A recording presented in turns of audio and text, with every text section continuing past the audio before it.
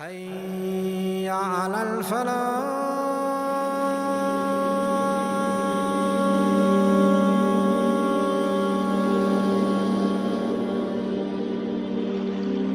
The fitna, or the dissension, all the problems that started that led to the death of Uthman radiallahu anhu, was started by a man by the name of Abdullah ibn Saba. And Abdullah ibn Saba was a Jew from Sana'a in Yemen, and he pretended that he was a Muslim. So he's a hypocrite coming into Islam, because Islam had become powerful at this point, and he felt that the only way to defeat Islam was from a fitna from the inside. He first started in Medina. He comes to Medina and he tries to put vague and strange questions in Medina. But of course all the scholars, the majority of scholars were in Medina, and the companions of the Prophet ﷺ were in Medina. So he wasn't able to do anything. There was not a single person who followed him. So then he tries Asham. He goes to Asham, and in Asham Muawiyah radiallahu anhu, who was the governor there for 20 years. And there was not a single fitna that arose in Asham. So then Abdullah ibn Saba was also unsuccessful there, and he heads to Al-Kufa, and he goes to Al-Kufa and he finds it to be ripe with fitan, lots of problems going on. Ibn Saba's group and the people of Fitna, their numbers had grown. They had large numbers now, and they had grown in strength. And Uthman ibn Affan ordered that all the governors come to meet him in Medina after Hajj for consultations. This is the 34th year after the Hijrah. Abdullah ibn Amr suggested that although these people should be taken and they should be made to engage in activities of jihad. Then Sa'id ibn al-As radiallahu anhu suggested that the leaders of these troublemakers should be taken and punished, and that would scare away everyone else, all the followers. And then Muawiyah radiallahu anhu suggested that the governors of each province should make sure they just clear their province of their existence. But Uthman radiallahu anhu disagreed. He said that he could not punish people unless to the limits prescribed by the Quran. Ibn Saba's group and the people of Fitna, so they agreed to meet in Medina in Shawwal in the 35th year after the Hijrah. They disguised themselves as Hujjaj, as if they're going for Hajj. So they were very organized. And the maximum narration says that there were 1,000 people. All of them wanted to remove Uthman, but they could not decide on who was going to be the Khalifa after Uthman radiallahu anhu. So they come and they camped outside of Medina. The Sahaba, they heard the news of this camp, that they're outside and they're going to attack Medina. So Ali radiallahu anhu and Talha and Zubair, they took arms and they said, if you enter Medina, we're going to meet you with our weapons. You can't enter.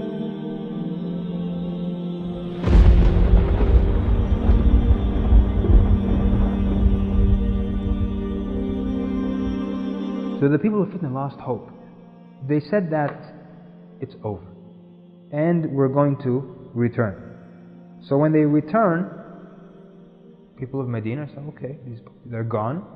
We can put our weapons away. And they put their weapons away, and they consider this camp, this army now has left.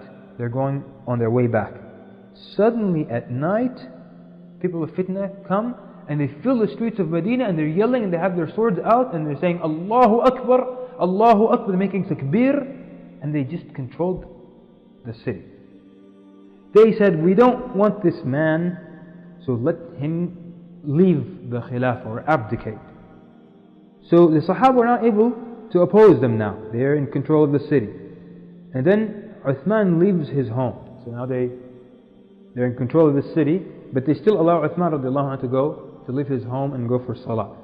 So he goes and he leads the Salah. And the people of Fitna are there and he leads them in Salah. And then after the Salah, he gathers the Sahaba and he tells them, do you want me to resign? If you suggest that I should resign, I will do it immediately. Ali and Talha and Zubair and Sa'd ibn Abi Waqqas and Abdullah ibn Abbas, all of them say, don't do it. These people, they're not worth it. And Abdullah ibn Abbas says, Ya Amir al-Mu'mineen, do not remove a shirt, a garment that Allah has clothed you with. So then Uthman says, La hawla wa la quwwata illa billah. So he decides to remain in his position.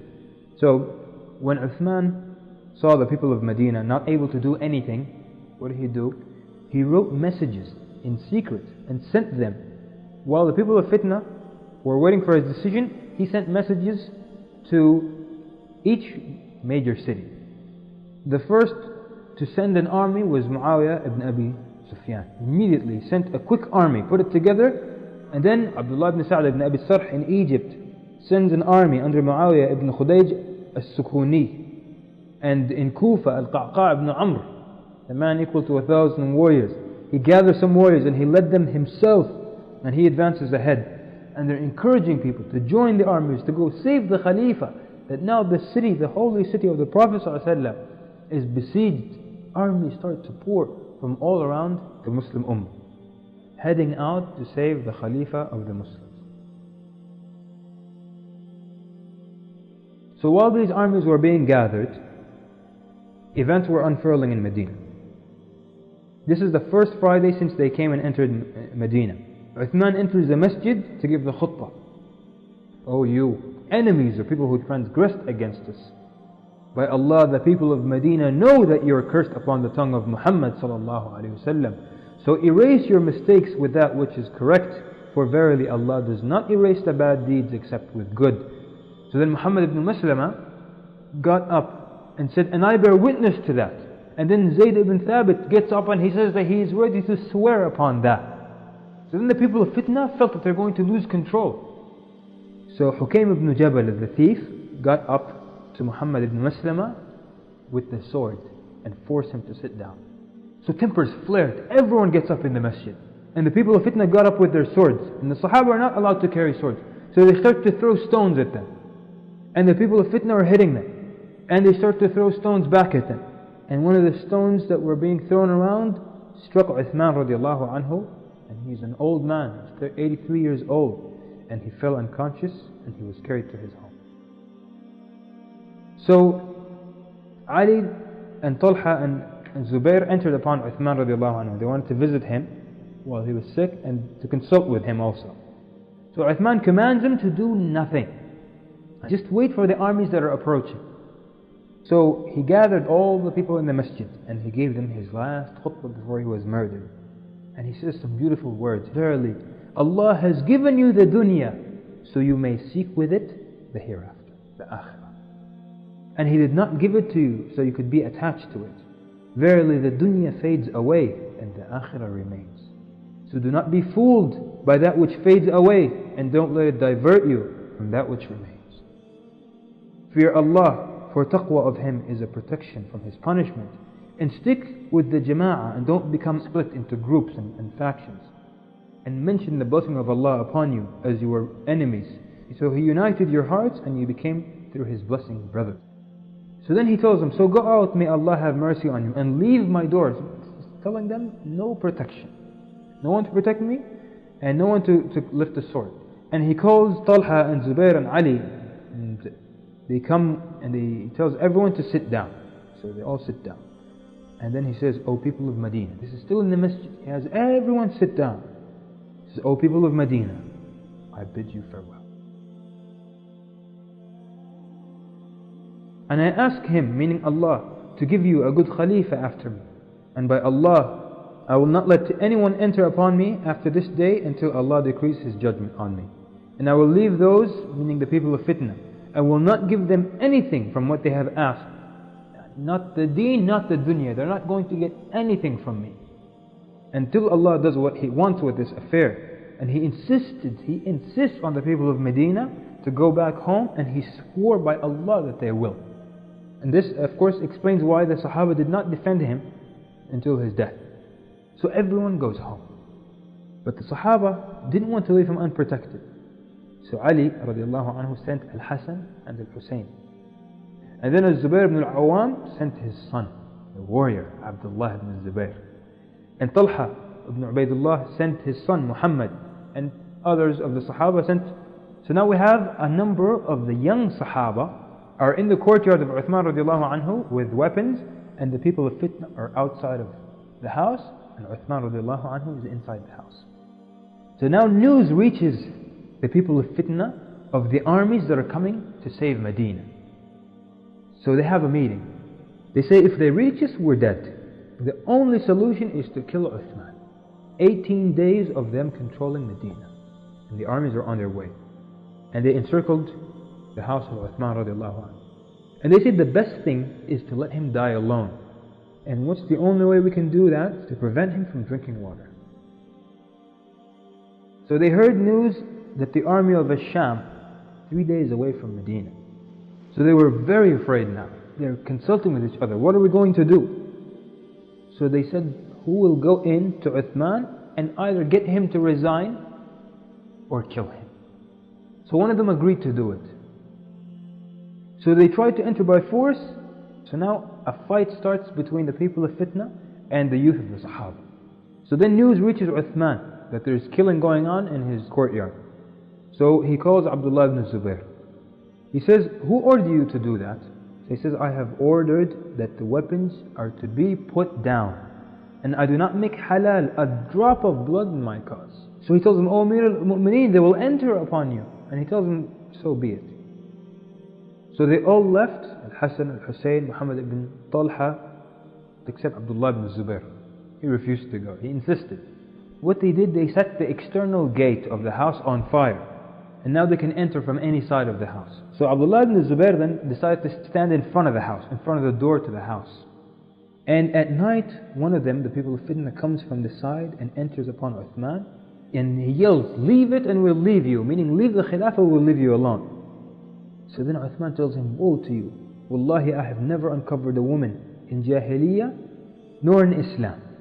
So he's telling him, how could you enter my house from a window and there are women in the house, and they could be uncovered. So he's reminding him to have haya.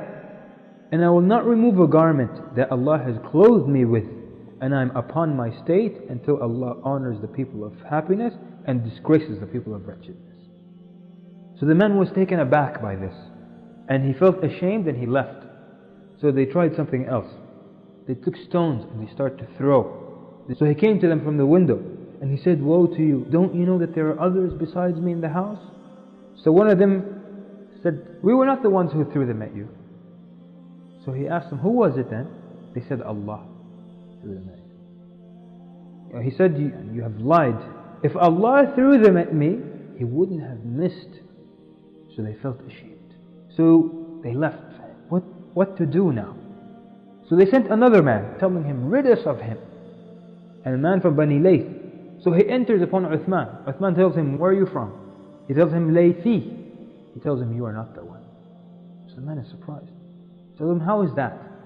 So then Uthman tells him, aren't you the ones that the Prophet ﷺ made dua for you on the day of such and such? So he said, yes. He said, so you won't be lost. The man returned and he left the people of Fitna, never joined them again. So they sent another man from Quraysh. And he enters, he says, oh Uthman, I'm going to kill you. And he tells him, no, you won't kill me. So the man tells him, how is that? He tells him, the Messenger of Allah ﷺ made istighfar for you, people of Quraysh, on that day. So you're not going to shed blood that's not halal. So the man made istighfar and he left the people of Fitna, never returning to them again. So then the last attempt, they sent Muhammad ibn Abi Bakr. Uthman sees him with the people of Fitna. He tells him, woe to you, you are angry against Allah? Have I done anything against you? And you get upset? So Muhammad ibn Abi Bakr was shocked by this. And he retreats, he goes back. They saw that he was not successful. And they felt that this issue needs to end. So entering now upon Uthman are Qutayra al-Sukuni, and Saudan ibn Hamran al-Sukuni, and Al-Ghafiqi ibn Harb, and some others. When this group entered, they found him sitting and reciting the Quran. And it's a magnificent sight. And he's 83 years old, sitting in his home reciting the Quran. It was a wonderful sight to see. So even these people, when they entered, they stopped. They were at awe of this. So Al-Ghafiqi enters. And they stop. Tells them, what's wrong with you? They said, don't you see? Look at Khalifa, how he's sitting. How can you attack someone who looks like that? He tells them, woe to you. And he took a metal object and he struck Uthman radiallahu anhu in his head. And the blood dripped and it came on top of the ayah where Allah subhanahu wa ta'ala says, and Allah will suffice you against them. Na'ila bint al-Farafisa, his wife, was there. and she got up from her place to protect him. Saudan raised the sword and he's going to strike Uthman. She puts her hand to protect Uthman radiallahu anhu, and he cuts off her fingers. So he hits Uthman radiallahu anhu in his shoulder and he splits his shoulder. And then he strikes him with his dagger 9 times, saying 3 for Allah and 6 for what I have against you. Then Qutayra gets up and he stood over him and put the sword to his chest, and then he leans against it and enters the sword into his chest. And then one of them got up and began to jump on his chest. Some will tell you he kicked his chest. Others that he jumped on his chest until he crushed his ribs. Then the servants of Uthman, so they entered the room with their swords. One of them attacks Saudan and kills him immediately. So then the people of Fitna killed this servant. And then another servant enters and he kills Qutayra. So far, Saudan and Qutayra, both of them who struck Uthman, are killed. And then they kill this servant. And then a small battle ensues between the servants and the people of Fitna. But of course, they were outnumbered and they were killed, but they managed to kill a few of the people of Fitna. And in this way, Uthman radiallahu anhu is killed. Dhun Nurayn, the bearer of the 2 lights, the righteous Khalifa, one of the 10 given glad tidings of paradise, the husband of Ruqayya and Kulthum, the man who prepared the army of Usra, the one who gave the well of Roma in charity, the one who gathered the Mus'haf and distributed it, and the Imam of the Muslims is killed in such a heartless way. When Uthman radiallahu anhu was murdered, Na'ila bint Farafisa radiallahu anha, she sent to Abdurrahman ibn Udais from the people of Fitna. And he was kind of the closest in relations, blood relation to them. So she's asking for the dead bodies. SubhanAllah, when they killed the servants and they killed Uthman, they left the bodies there. And they left the bodies there for days with Na'ila sitting in the house with dead bodies in the house. She sends to this man saying, let's bury the dead. So he insulted her, rahimahullah. And at night, Marwan ibn al-Hakam, and with him some companions, Zayd ibn Thabit, and went to Ali. And they told him it's not right for Amir al-Mu'mineen not to be buried until now. And they went to Talha and al-Hasan and Ka'b ibn Malik, and they went to the people of Fitna and said, you killed him, now let us bury him. What else do you want after you killed the man? So the people of Fitna said, no one else goes out with you. They feared that if the public sees this, that they're going to revolt against it. So they said, only you go out and bury him. So they went out, and with them were some women and a few young people. And Marwan ibn al-Hakam led the salah because he was the closest relative. And they buried Uthman radiallahu anhu in what later on becomes a part of Baqiyah. The people of Fitna said no one else is going to be buried after this, even though there were still servants dead in the house. So then Na'ila complains to the people of Fitna. So they came and they pulled them from their feet and threw them in the streets, so the dogs came and ate them. And Uthman radiallahu anhu was buried at night, and very few people prayed over him, and his daughter was crying and his wife was crying. And this was in the 18th of Dhul Hijjah, in the 35th year after the Hijrah, and he was 83 years old radiallahu anhu.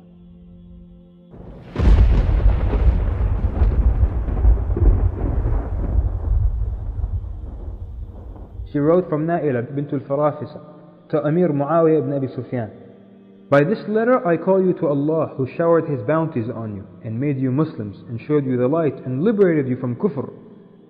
In the name of Allah I appeal you to rise in the cause of Uthman, who was butchered mercilessly. By way of your relationship with him, the responsibility to avenge his blood on you. It is the command of Allah that if there is bloodshed between 2 groups of Muslims, you should strive for peace amongst them. But if any group transgresses, take action against the rebels and kill them. Some people rebelled against Uthman without just cause. You know what high position Uthman commanded in Islam. He was very close and dear to the Prophet ﷺ, and he never coveted the Khilafah, meaning he never wanted the Khilafah. He was chosen as the Khalifa by the people, and during the 12 years of his office he worked day and night for the welfare of the people. During his Khilafah, extensive conquests were made. Immense wealth flowed into the public treasury, and the people became more prosperous. Instead of appreciating the benefits of his rule, the rioters besieged the house of Uthman.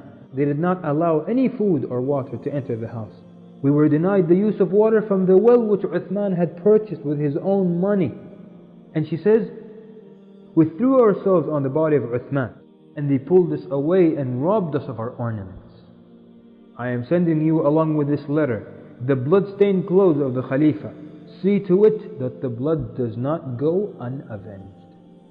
May Allah have mercy on the soul of Uthman, and may the curse of Allah be upon his murderers. So the letter reaches Muawiyah radiallahu anhu in Sham, and he reads the letter and the blood begins to boil. And he hangs up this blood-stained garment of Uthman radiallahu anhu up on the minbar. And every day 70,000 warriors gather awaiting the command so they can avenge the blood of Uthman. So meanwhile now back in Medina, the people of Fitna, they started to try to find the Khalifa after Uthman to pledge to. The people of Egypt wanted Ali radiallahu anhu to be the next Khalifa. The people of Al-Kufa wanted Zubayr ibn Al-Awwam. The people of Basra wanted Talha ibn Ubaidullah. And the armies have arrived. Armies who came to support the Medinians and to support Uthman radiallahu anhu. They arrived, but they stopped outside of Medina. They sent letters back now waiting for orders. So the people of Fitna now, to understand their situation, they're afraid. They're afraid the army will enter and they will get killed. So now they're in a hurry to choose another Khalifa. The armies won't invade to fight the Khalifa. So by mixing up affairs like this, they can all escape safely. But they couldn't find anyone who was going to accept the bay'ah, the pledge. No one wants to become the Khalifa. So now they lost hope, the people of Fitna. This is 5 days after the death of Uthman. And they gathered and said that if the people of Medina don't agree upon someone, we fear that Muawiyah will become the new Khalifa. And he's from Bani Umayyah, and wallahi, if he wins it, he will not leave any of you alive. So the heads of the people of Fitna gathered, and they gathered the people of Medina, and they said, we give you 2 days. Wallahi, if you don't pledge to someone in 2 days, we will kill Ali and Talha and Zubair and many others. Some Sahaba then went to Ali and asked him to become the Khalifa. And he refused. He said, we're heading into very difficult times. They told him, we ask you by Allah, don't you see what we see? Fear Allah, they're going to kill us and they're going to kill you. And Ali radiallahu anh tells him, only because of this situation do I agree. And he stipulated to them that they obey him and they do as he says. So they agreed. And agreed to meet the next day in the masjid. So then they gathered, the people of Medina and the Sahaba gathered, and the people of Fitna liked this idea. But they knew that if Talha and Zubair don't pledge to Ali, then this is not going to work. So when Talha and Zubair heard the news, they said, no, we will pledge to him only if he begins with killing the murderers of Uthman. So now the news reaches the people of Fitna. They decided the only way was to force them to pledge. So the next day, Ali radiallahu anhu comes and he ascends the pulpit and he says, O people, this affair, meaning the Khilafah, is your affair and no one has a right upon it except the one you put in charge. So if you like, I will accept. Otherwise, I have nothing against anyone. So Zubair was brought over by a group of the people of Fitna. They went and brought him to the masjid. He brought him with the sword. They forced him to come. And Talha, they forced him at the point of the sword. So Zubair and Talha were forced to come. And when Ali spoke and the Sahaba accepted, Hukaym put the sword at the neck of Zubair. And Al-Ashtar put the sword at the neck of Talha and told him, get up and pledge. So then Talha comes, the first man to pledge. He comes, and of course he's forced to pledge. And his right hand, as you all know, had been paralyzed in the battle of Uhud from defending the Prophet ﷺ. So he lifts his paralyzed right hand with his left hand and he puts it in the hand of Ali. And a witness who saw this, he said, the first hand to pledge is a paralyzed hand. This is an affair that will not succeed. And then Zubair radiallahu anhu pledges, and there was sword at his neck as well. And then the other Sahaba start to pledge, and then the other people pledge. This takes place in the 25th of the Hijjah, 7 days after the death of Uthman radiallahu anhu. So now, the new Khalifa of the Muslims is Ali radiallahu anhu. So the greater Sahaba then gathered and they went to Ali radiallahu anhu, saying, "Oh Ali, we have to avenge the death of Uthman. So know that our pledge to you was not given in acceptance, and that those people of Fitna are guilty with the blood of Uthman, and they're getting away with it." So then Ali radiallahu anhu tells them, "Oh brothers, I'm not ignorant of what you know, but how should I deal with the people who control us and we do not control ourselves? They're in control of everything. So be patient until people calm down and their hearts settle in their places." He tells them, "Do you want to avenge the death of Uthman?" He said, "Yes." He says, "Take revenge. Go ahead." So they realize they have no power. So then he encouraged them to unite with him, and that as they grow in strength gradually, they can get rid of him. So he orders, no one from Quraysh leave Medina. So this upset the Quraysh at him. So then Ali radiallahu anhu, when he hears that they were upset at him, he gathers them. That I left you here because I need you. Do not separate. I need your opinion, and I have no support and no power without you. And this is the wise and intelligent opinion of Ali radiallahu anhu. But he was not obeyed. And the other Sahaba radiallahu anhum, they rushed. And he says, "O people, get rid of the A'rab who joined the people of Fitna." He tells them, go back to their places, trying to decrease the number of the people of Fitna. But they caught on to this. They said, "Wallahi, no one leaves." And he's supposed to be in charge, and he gives an order, and they go against it. When he saw that there's no hope in controlling the people from the inside, he tried to make the change from the outside. The way he thought about it, the Sahaba are not with him, the people of Fitna are in charge of Medina. The only way to get control is that if all corners of the Muslim Ummah give bay'ah, he can form armies from the outside. And he saw that the governors were from Bani Umayyah. They were people who were chosen by Uthman, and all of them are angry at the death of Uthman. So he knew they would not obey him, but they would follow the opinion of Talha and Zubair and those who wanted to avenge the death of Uthman. So he thought to himself radiallahu anhu that the only solution is to depose them and then put those who are going to obey him in their place. Then Ibn Abbas radiallahu anhu, he heard of Ali's plan to change the governors. So he comes to him and tells him, "Do you want to remove all the governors?" He tells him, "Yes." He tells him, "Don't do it." He says, "Wallahi, if you try to depose them, they will hold to their positions and disobey you. So first take the pledge from them and then remove them." This is the wise decision of Abdullah ibn Abbas. And Ali radiallahu anhu refused. The scholars and the historians, looking back at this, they say this was the biggest mistake of Ali radiallahu anhu, that he didn't take the opinion of Ibn Abbas.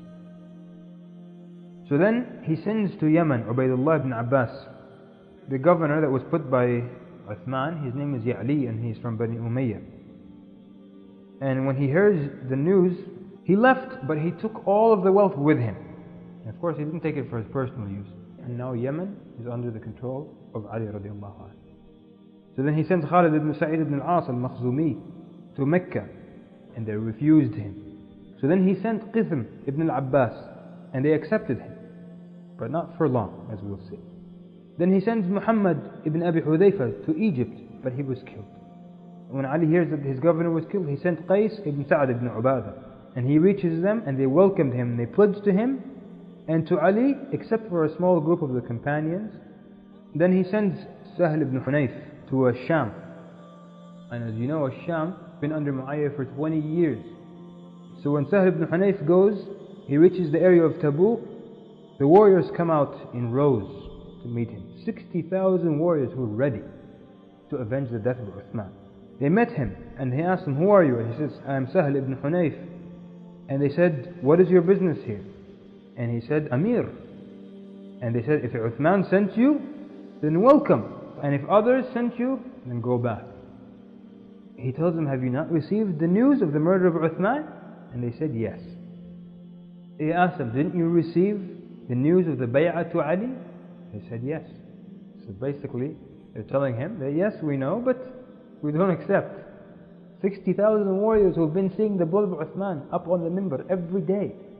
They're ready to avenge his blood. People were crying and warriors were gathering under it, waiting for the command. So now Ali is not able to get control of Sham. Now he sends Uthman ibn Hunayf to Al-Basra. And the people there are separated. Some people are with Ali radiallahu anhu, other people are against him. And Abdullah ibn Amr was the governor. He refuses to pledge and he left Basra and went to Mecca. So now in Al-Kufa, the governor is Abu Musa al-Ash'ari. And he used to be known for staying away from fitan. He hears of the pledge to Ali, he immediately gathers the people and takes their pledge to Ali. And he immediately sent a message to Ali saying that we have pledged to you. So then Ali radiallahu anh left him in his place because he's on his side. So Ali left him as governor of Kufa. So now Ali radiallahu anhu has a pledge in Mecca, but that's halfway. Like half of the people there pledge to Ali, the others don't. Half of Basra, all of Yemen and all of Al-Kufa, but nothing at all in Asham. The situation is that if Asham pledges, then all of the Ummah more or less has pledged to Ali. So he tries to take the bay'ah from Muawiyah.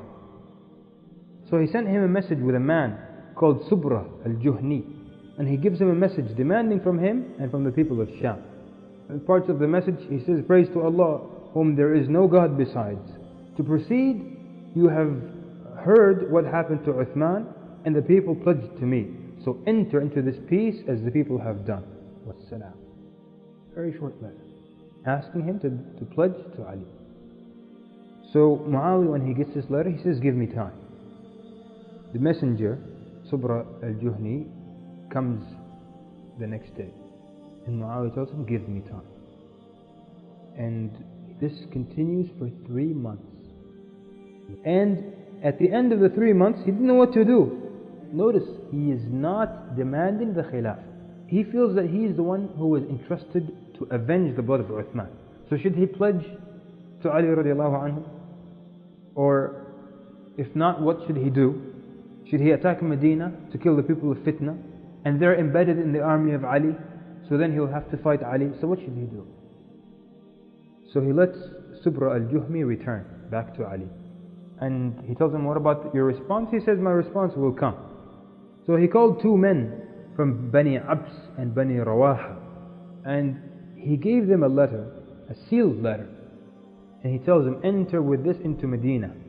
And then when you enter, open it and raise it. So they arrived there and they opened it. It says that it's a message from Muawiyah to Ali. And Ali takes it to read it, and he finds nothing in it. It's blank. So he says to the messengers, what is this? So the man says, will I be safe? Can I speak freely and be safe? He tells him, yes, because the messengers are not killed. He says, I have come, leaving behind me a people that will not accept anything but retribution. He says, I left 60,000 men crying under the garment of Uthman as it is hung up. They have dressed the pulpit, figuratively speaking, that they have hung it up on the pulpit of Dimashq with it. So then Ali says, they demand the blood of Uthman from me. Am I not as upset over his death as you are? Saying, oh Allah, I am innocent from the blood of Uthman. And then Ali radiallahu anhu says something. He says that the killers of Uthman, they got away from us. Except if Allah wills, for verily if He decrees something, it will happen. So he's saying that if we disagree like this, how are we ever going to kill the murderers of Uthman? And then he tells him to leave. The man says, I leave and I will be safe, because now if he leaves, these people might attack him and kill him. So Ali says, and you will be safe. So then when he left the masjid, he feels he's safe now. He screams out loud, may Allah kill those who killed Uthman. Twice he yells this out loud. So the people of Fitna gathered around him and they insulted him. This dog, he's a messenger of a dog, kill him. So he calls out, O people of Mudar, O people of Qais, your support. So they came, Bani Abs, his people, they came to his aid. So the people of Fitna backed off and he threatens them. He tells them, I swear by Allah, we will come to you with 4,000. He screams, what they fear has come to them. Their deeds are done and their strength is over. And he's saying, by Allah, they know that they're defeated now. So when the people of Fitna saw that they were challenged, so they had a meeting. And Ashtar al-Nukh'i said, let's leave and separate. And all of us leave Medina. So then Ibn Saba said, what a bad judgment.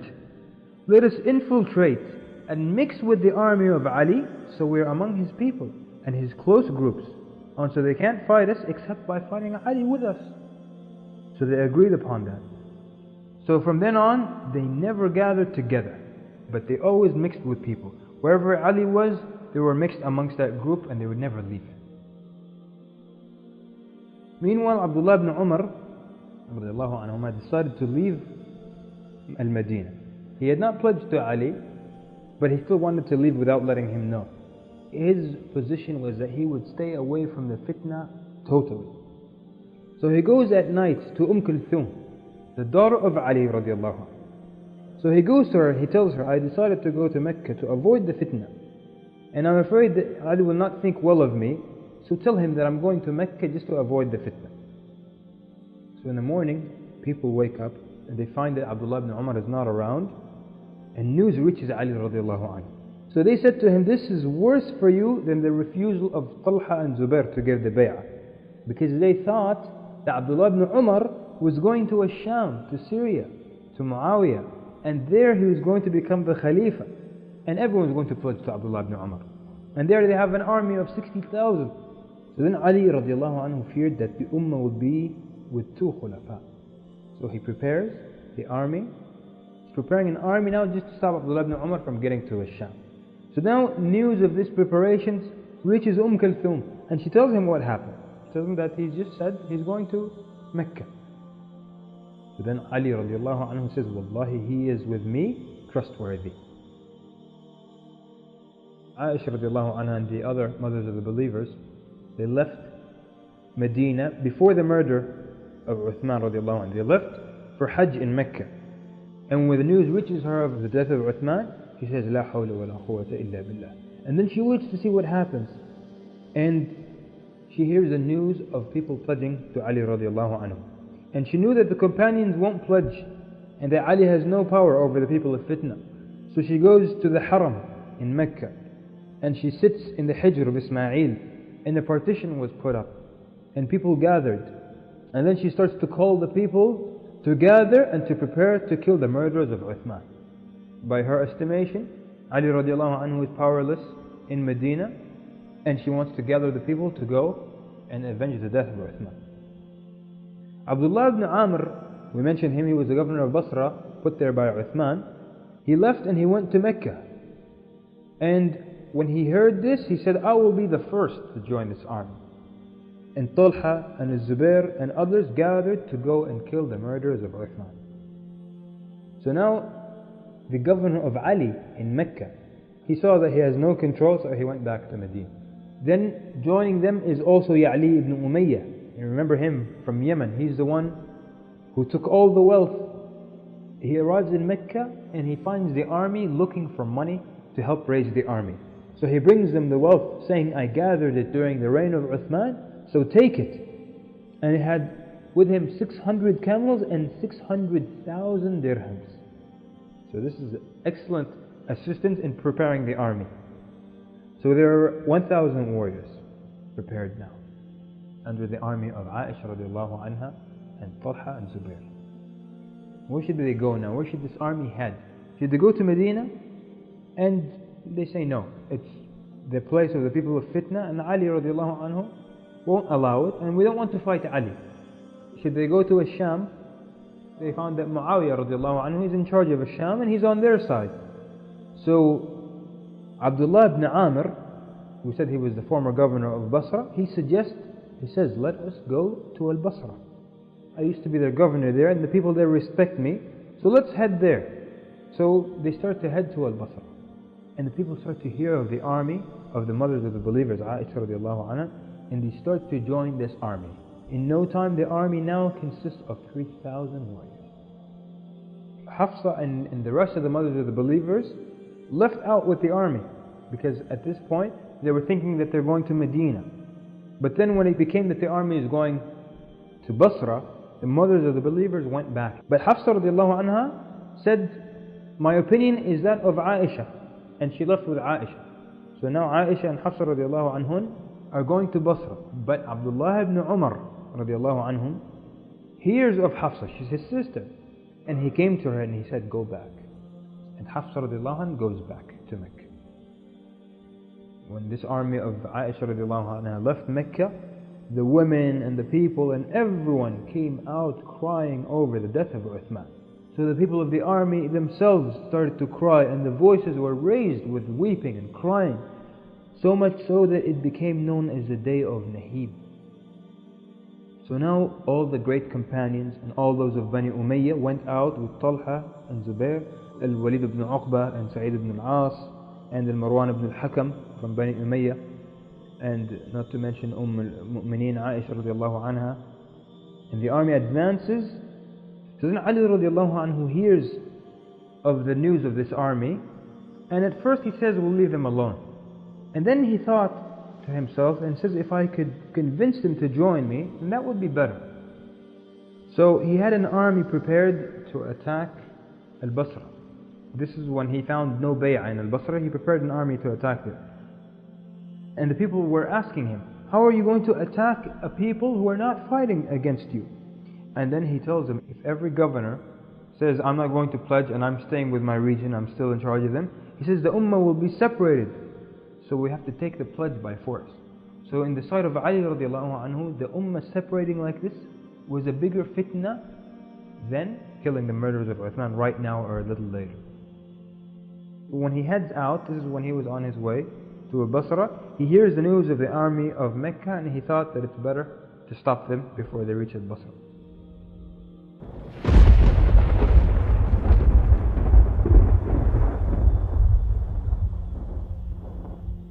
So now at this point there are three armies.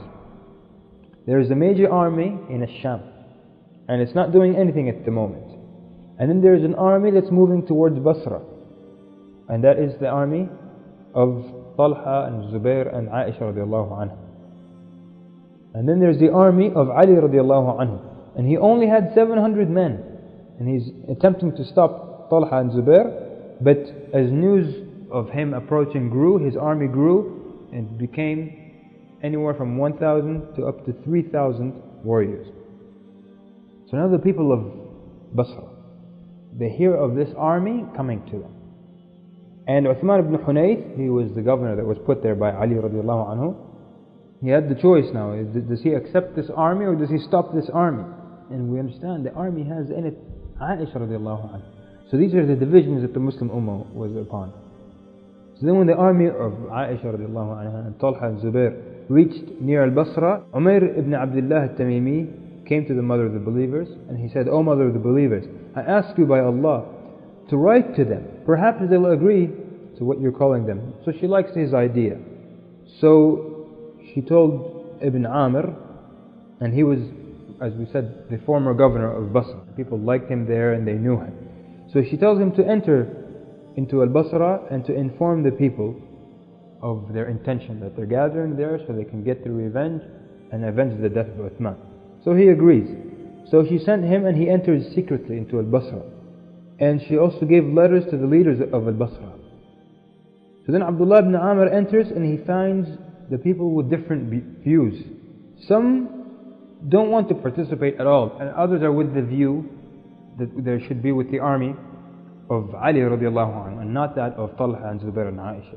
So they refused to go out. So then Uthman ibn Hunayth, who was the governor of Ali, he heard of this army coming and he starts to prepare an army. In case they start to enter Basra by force, he's going to send this army to stop them. And he was afraid that people are not going to rally behind them, because the army has in it the mother of the believers. So he sent Imran ibn Hussein and Abu al-Aswad al-Du'ali to find out the state of mind of the people. And he also sent them to Aisha to see what the intent of their army is. They went back to the governor of Basra, Uthman ibn Hunayf, and they let him know that the army is only here because they want to kill the murderers of Uthman, and they're here without the permission of Ali.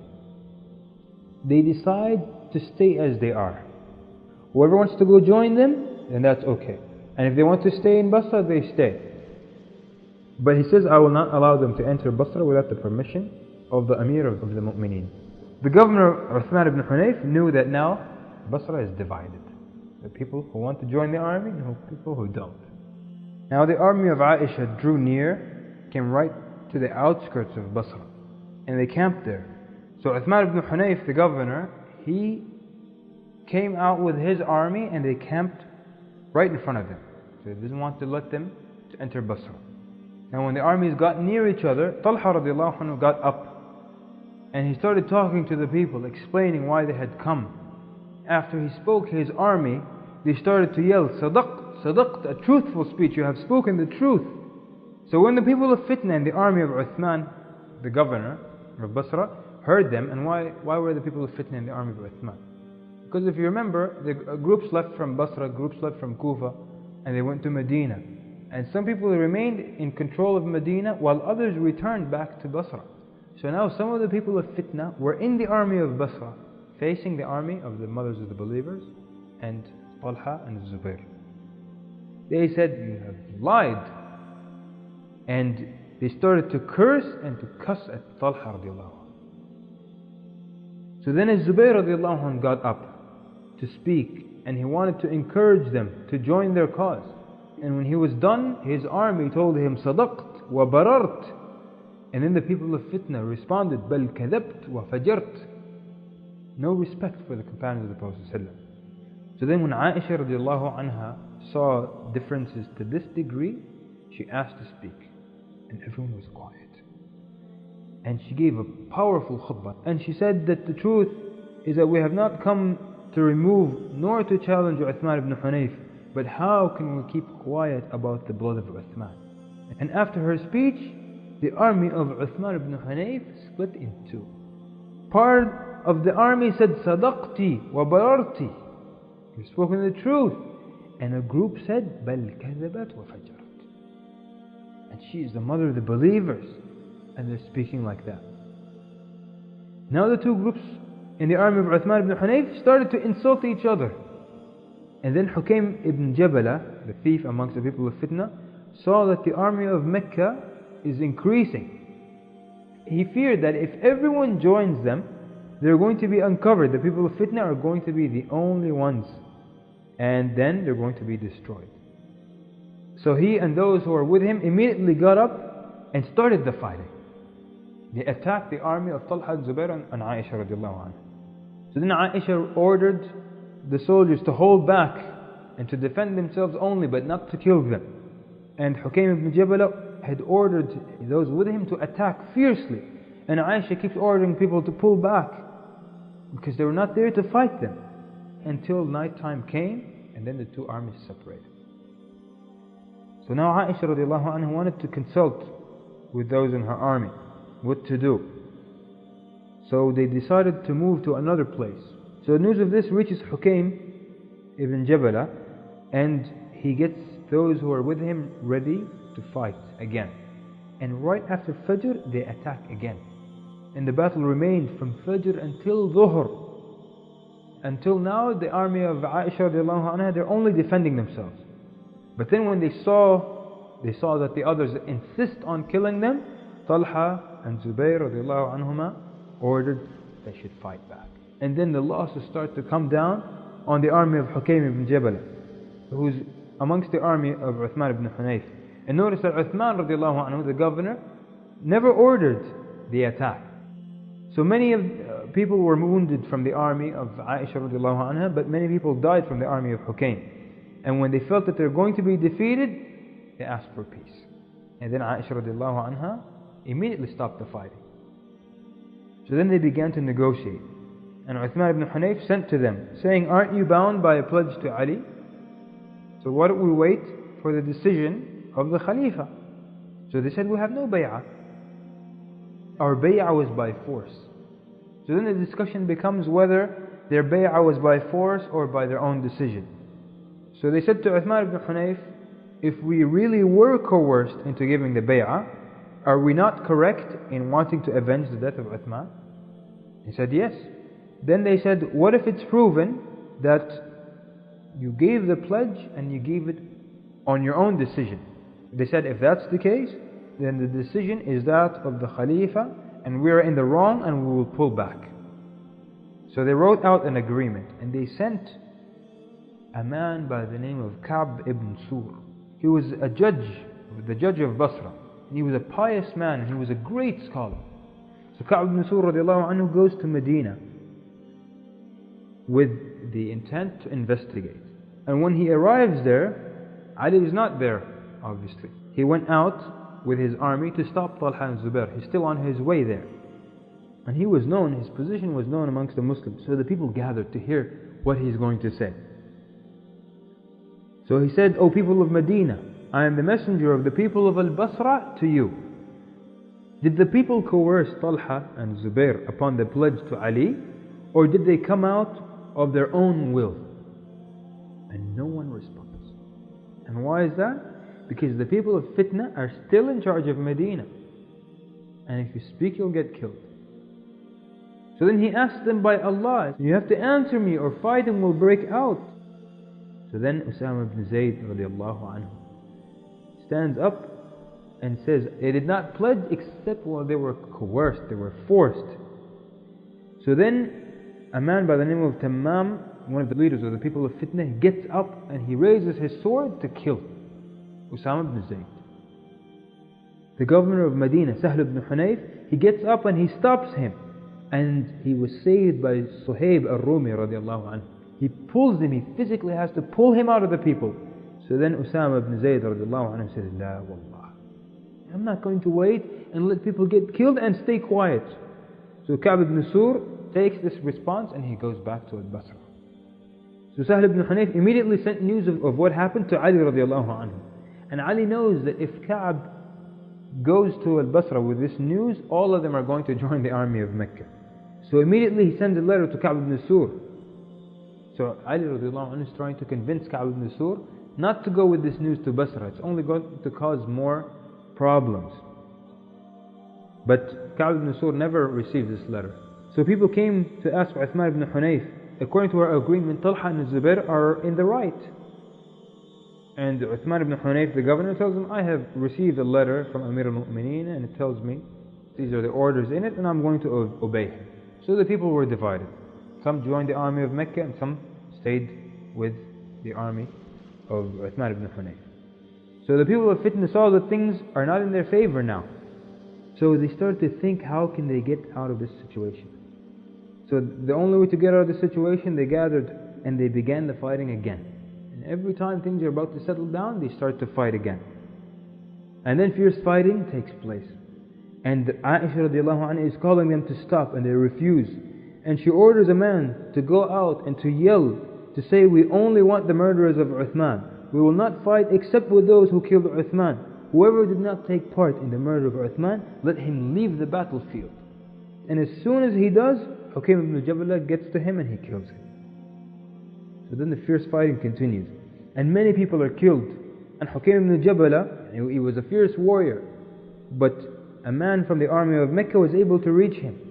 And the man got him and he cut off his leg. And then this man comes to finish him off, but Hukaym got up and he took his cut leg and he hits the man in the face. So then he got up on one leg and he hopped, and 70 people gathered around him. And he encourages them to fight and he tells them never to surrender. So the fighting grows even more fierce. And a man from Bani Abdul Qais heard Hukaym ibn Jabala murmuring something. So he said, "What are you saying?" And he finds Hukaym cursing Aisha radiallahu anha. So the man tells him, "You son of a wicked woman, you cursed the mother of the believers?" So then Hukaym took a spear and he killed this man. So this made Bani Abdul Qais leave the battlefield. So then Hukaym dies.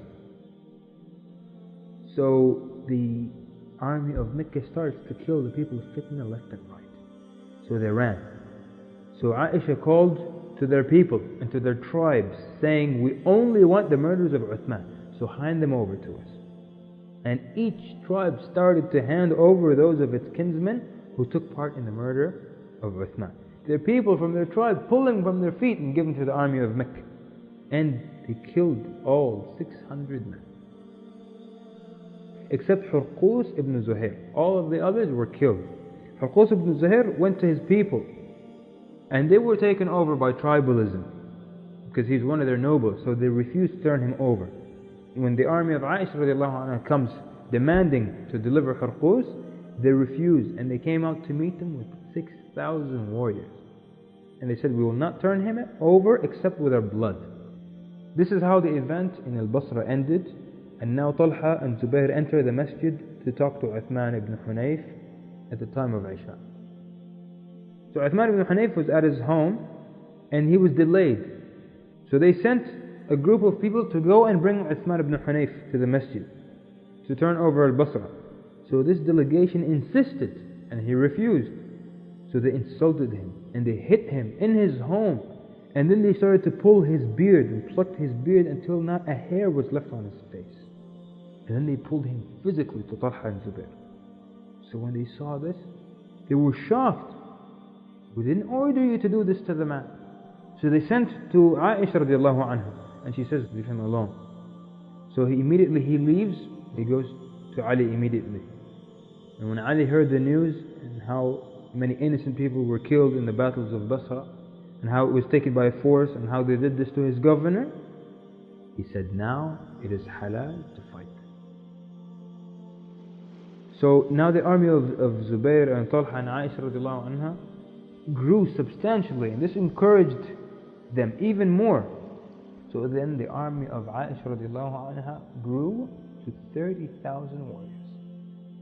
And Ali radiallahu anhu only had 10,000. And the people of Fitna were embedded in his army. And when he saw their strength increased, he heads to Al-Kufa. Because there were many who supported Ali. And he goes to ask for their help.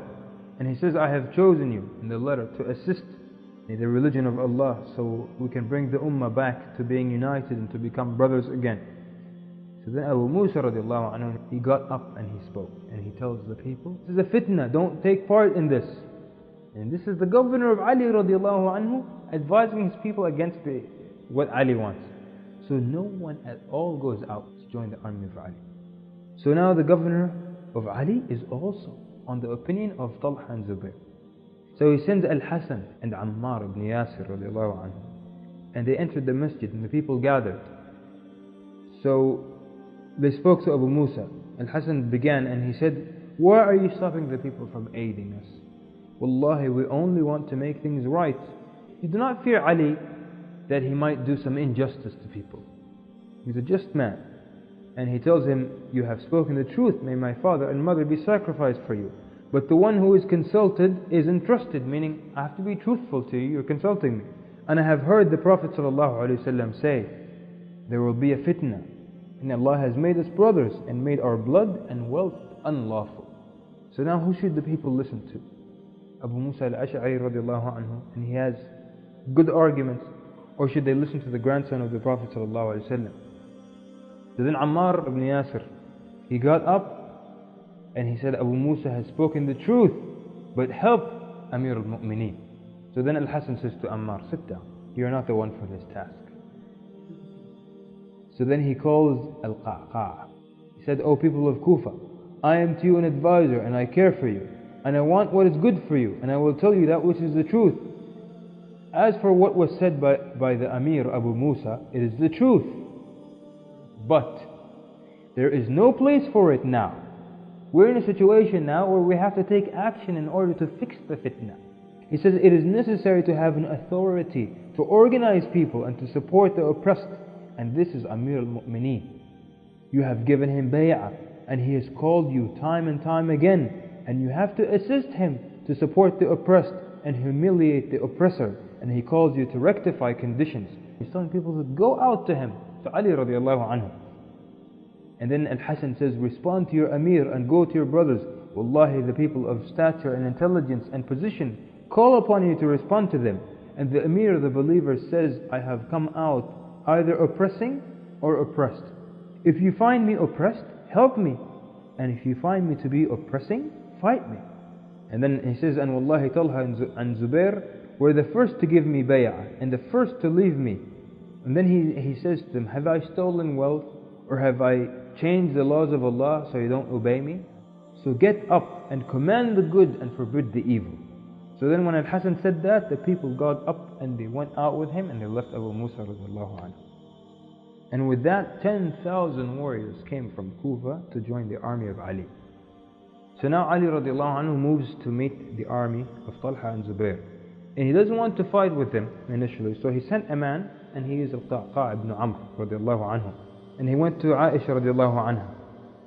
And he asked her, "O mother, what brought you here to this town?" And she says, "O son, to make amends between the people." He told her, call for Talha and Zubair, and they came. And then Al-Qa'qa' says, "I have asked the mother of the believers, what has brought her here?" And she said, "To make amends between people." "So what do you say? Do you agree or disagree?" And they said, "We agree." "Tell me, what is it that you came to amend? What is it that you came to fix?" And he says, "Wallahi, if we know what it is, we will help you in it." So they said, "The murderers of Uthman, this is what we came to fix." So then Al-Qa'qa' radiallahu anhu says, "You have killed the murderers of Uthman from the people of Al-Basra. That which you came for caused more problems than the death of Uthman." And then he tells them, if you can't get to this one man and you leave him, then you leave the Quran. And if you want to get to him, you will have the fitna of having to fight 6,000.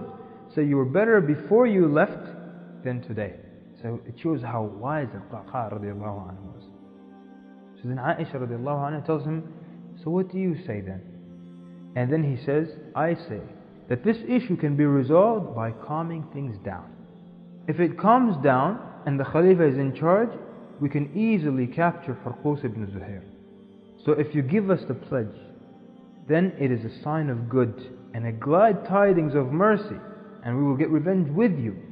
And if you refuse except to pursue this, then it's a bad sign. So pursue what is right and don't expose us to tribulations that will overtake us and it will overtake you as well." So these are the words of Al-Qa'qa' radiallahu anhu. So then they thought about it, and then they said to Al-Qa'qa', "You have spoken the truth." And then they said to him, "If Ali comes and he is upon your opinion, then this affair will be upright. So we're not going to pledge, but we're going to wait. We'll give him a chance, and if things settle down and he kills the murderers of Uthman, then that's what we want. But if things settle down and he doesn't kill the murderers of Uthman, then we're going to go out and we're going to kill him ourselves. If Ali agrees to these stipulations, we're going to be with him." They agreed, and Al-Qa'qa' immediately goes to Ali radiallahu anhu and he tells him. And Ali was satisfied and he was very happy. So then Ali got up to speak and he praised Allah. And then he says, "I am, insha'Allah, tomorrow returning. So leave as well." He's saying, everyone leave, everyone go back. And then he said, "Let not anyone who helped against Uthman in any way come out with me." Now that the army of Mecca is with him, so now you can see the signs of strength showing up already. And the people spent that night, and it was the best night spent since the death of Uthman. At the same time, it was the worst night for the people who murdered Uthman. So their leaders met and they discussed, and they came with only one solution, is not to allow the people to agree. And the only way to do that is to begin the fighting again. Before Fajr, the people were asleep and they were in utmost peace and tranquility. No one is expecting any attacks or any killing. The people of Fitna get up, and suddenly they start killing the people around them. So in the army of Ali, they get up and they start killing the people while they're sleeping. And in the army of Mecca, they start killing the people who are sleeping there. While they're killing everyone, they're yelling, "They have betrayed us, they have betrayed us." So they're creating this commotion. So each army now, they wake up and they hear they've betrayed us, and they see killing and commotion, and they think the other army has attacked them by surprise. So suddenly fighting breaks out in the battle of Al Jamal, which took place on the 5th of Jumad al-Akhirah in the 36th year after the Hijrah.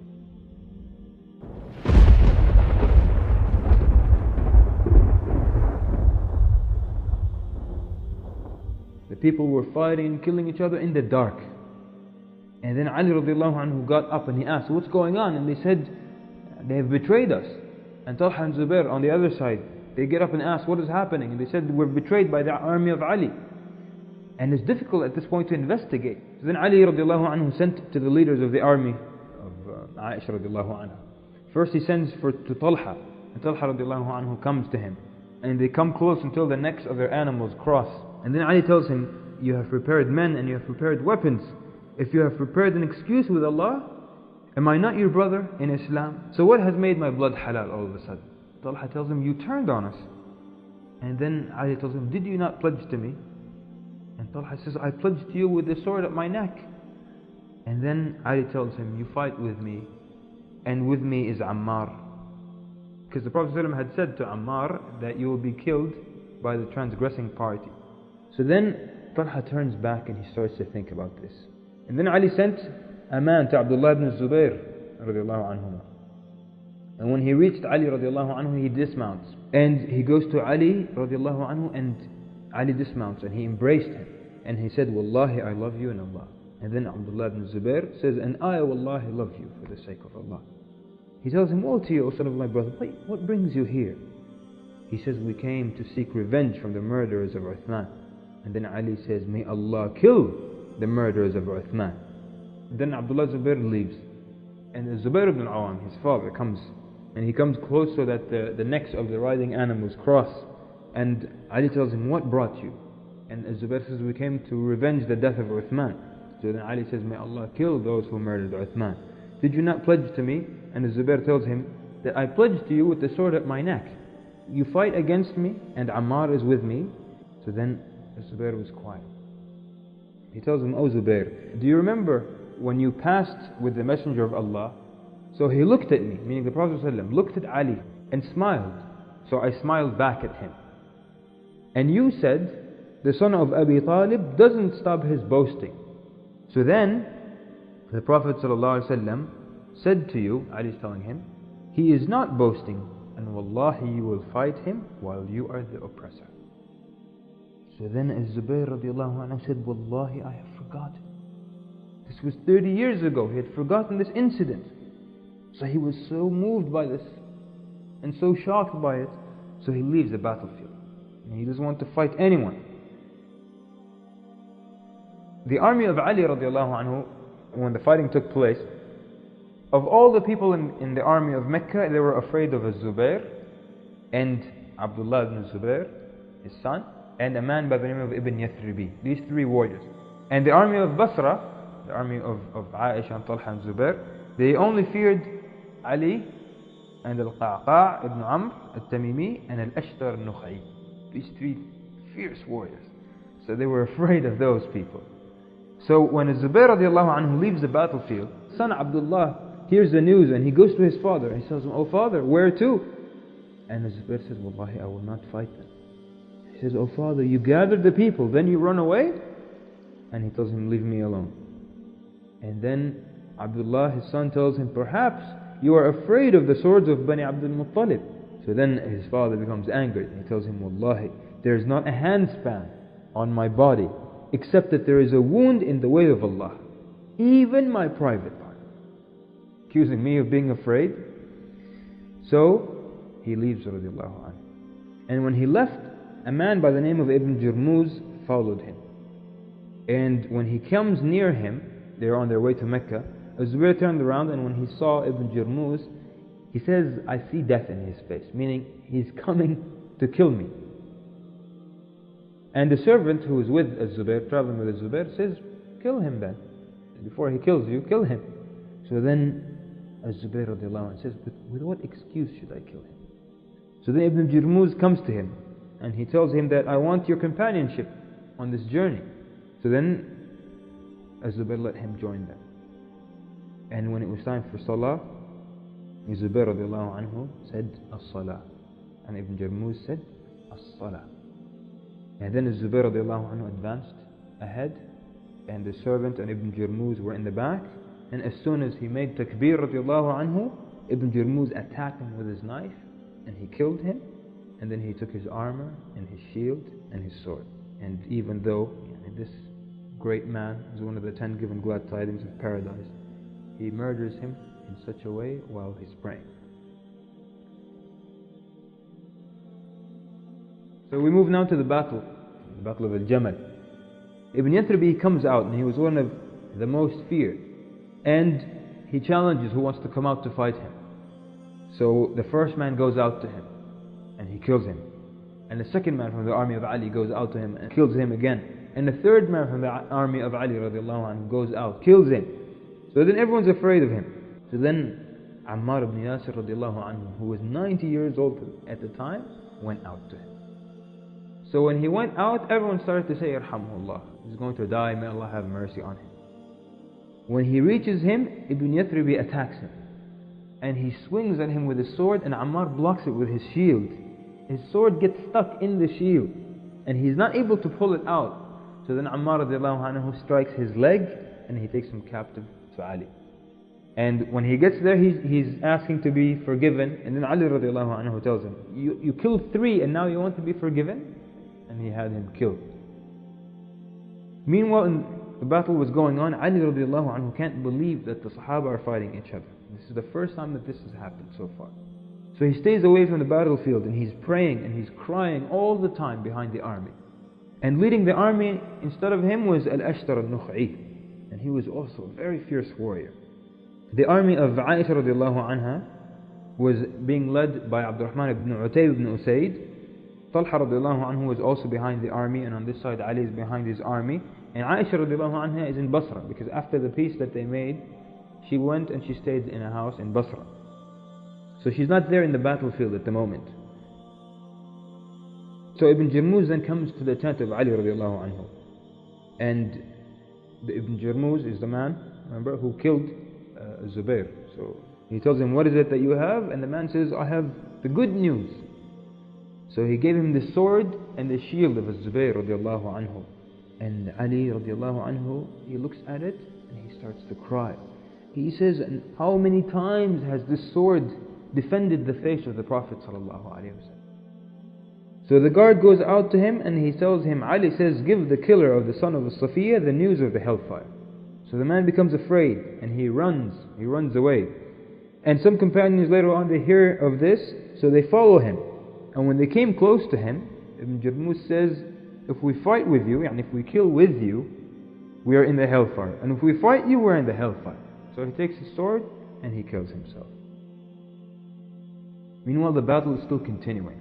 And Ka'b ibn Sur, if you remember him, the judge who went to Medina to find out if the pledge was by force or not, he left the battlefield and he ran back to Basra, to Aisha radiallahu anha. Aisha doesn't know radiallahu anha, the people are fighting right now. So she goes and they put a hawdaj on the camel, and they cover the hawdaj with armor, and they cover the camel with armor, and he takes her out to the battlefield. He leads the camel into the battlefield, hoping that if the people see her, they're going to stop the fighting. When she arrives, the people saw the camel and they knew that Aisha radiallahu anha was inside the camel. And she called Ka'b and said, leave the camel and take the Mus'haf, the Book of Allah, and go out and call people to the judgment of the Book of Allah. Stop the fighting. So the people of Fitna, they felt that this is going to stop the fighting, and then they're going to be uncovered again. So they yelled, get the camel and get Ka'b. As soon as he lifted the Mus'haf to call to the people, they shot him with arrows and killed him radiallahu anhu. So then the people of the Fitna started to yell, go towards the camel. So Aisha yells at them to stop the fighting. And Ali radiallahu anhu is yelling, stop the fighting. And the people of Fitna are continuing. And they make it more intense. So people are forced to defend themselves and fight back. And then Aisha saw that the fighting is not going to stop. So she starts to make dua out loud. Oh Allah, curse the murderers of Uthman. Oh Allah, curse the murderers of Uthman. The people hear that, and the whole army starts to say that. And then Ali radiallahu anhu heard. And he gets up radiallahu anhu. And he begins to say the same thing. Oh Allah, curse the murderers of Uthman. So both armies are now fighting, and both of them are calling for the curse of Allah on the murderers of Uthman. So then Abdullah ibn Utab, as we said, the emir of the army of Aisha and Talha and Zubair, he begins to move the camel away from the battlefield. And the people of Fitna want to bring down the camel. See how wicked they are. So he takes it by the reins, and the people of Fitna head towards the camel until they killed Abdurrahman ibn Utab ibn Usayd. So then another companion takes the camel, and he's killed. And another takes it, and he's killed. And then Talha radiallahu anhu started to make dua.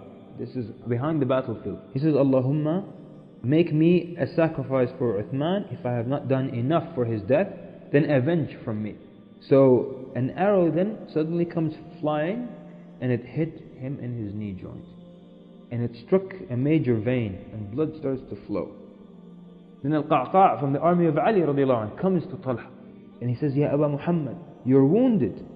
They were fighting for what they believed to be the truth, but they didn't have hatred for each other or anything like that. So the servant removes Talha radiallahu anhu from the battlefield, and they puts him in an abandoned home, and there dies Talha ibn Ubaidullah radiallahu anhu, one of the 10 given glad tidings of paradise. So the battle is still continuing, and the fighting becomes more fierce. So then the people of Fitna start to yell, to strike the limbs. Everyone around the camel, this is where the battle is the fiercest at. They're fighting and limbs are being cut, so much so that they describe saying that you wouldn't know whose hand this was and whose leg this was. Hundreds of limbs being cut left and right. So here Abdullah ibn Zubair advances and he takes hold of the camel and he orders his army to attack the standard of the army of Ali.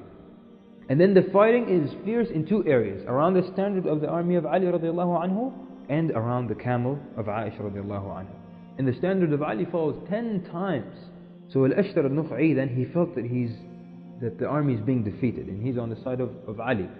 And then Al-Ashtar leaves the battlefield and he goes to Ali radiallahu anhu. And he tells him, Oh Ali, help us, for wallahi we have seen defeat.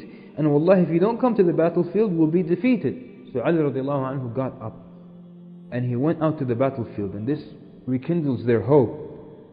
People start shooting arrows at the camel of Aisha radiallahu anha. And Ali radiallahu anhu is telling them to leave the camel alone. But the people of Fitna don't obey him. Then Al-Ashtar and Al-Qa'qa' they advance at the head of a regiment towards the camel. And Ibn Zubayr radiallahu anhu is protecting the camel. So then Al-Ashtar comes to fight Abdullah ibn Zubayr. We have two warriors, two champions, and known to be great heroes in battle, fighting against each other. And they're both the leaders of the armies. So Abdullah ibn Zubayr says, Wallahi, I have never seen the likes of the fighting of Al-Ashtar. He says, I did not hit him once except that he hits me back 6 or 7 times. And this is Abdullah ibn Zubayr speaking. So Al-Ashtar was a fantastic warrior.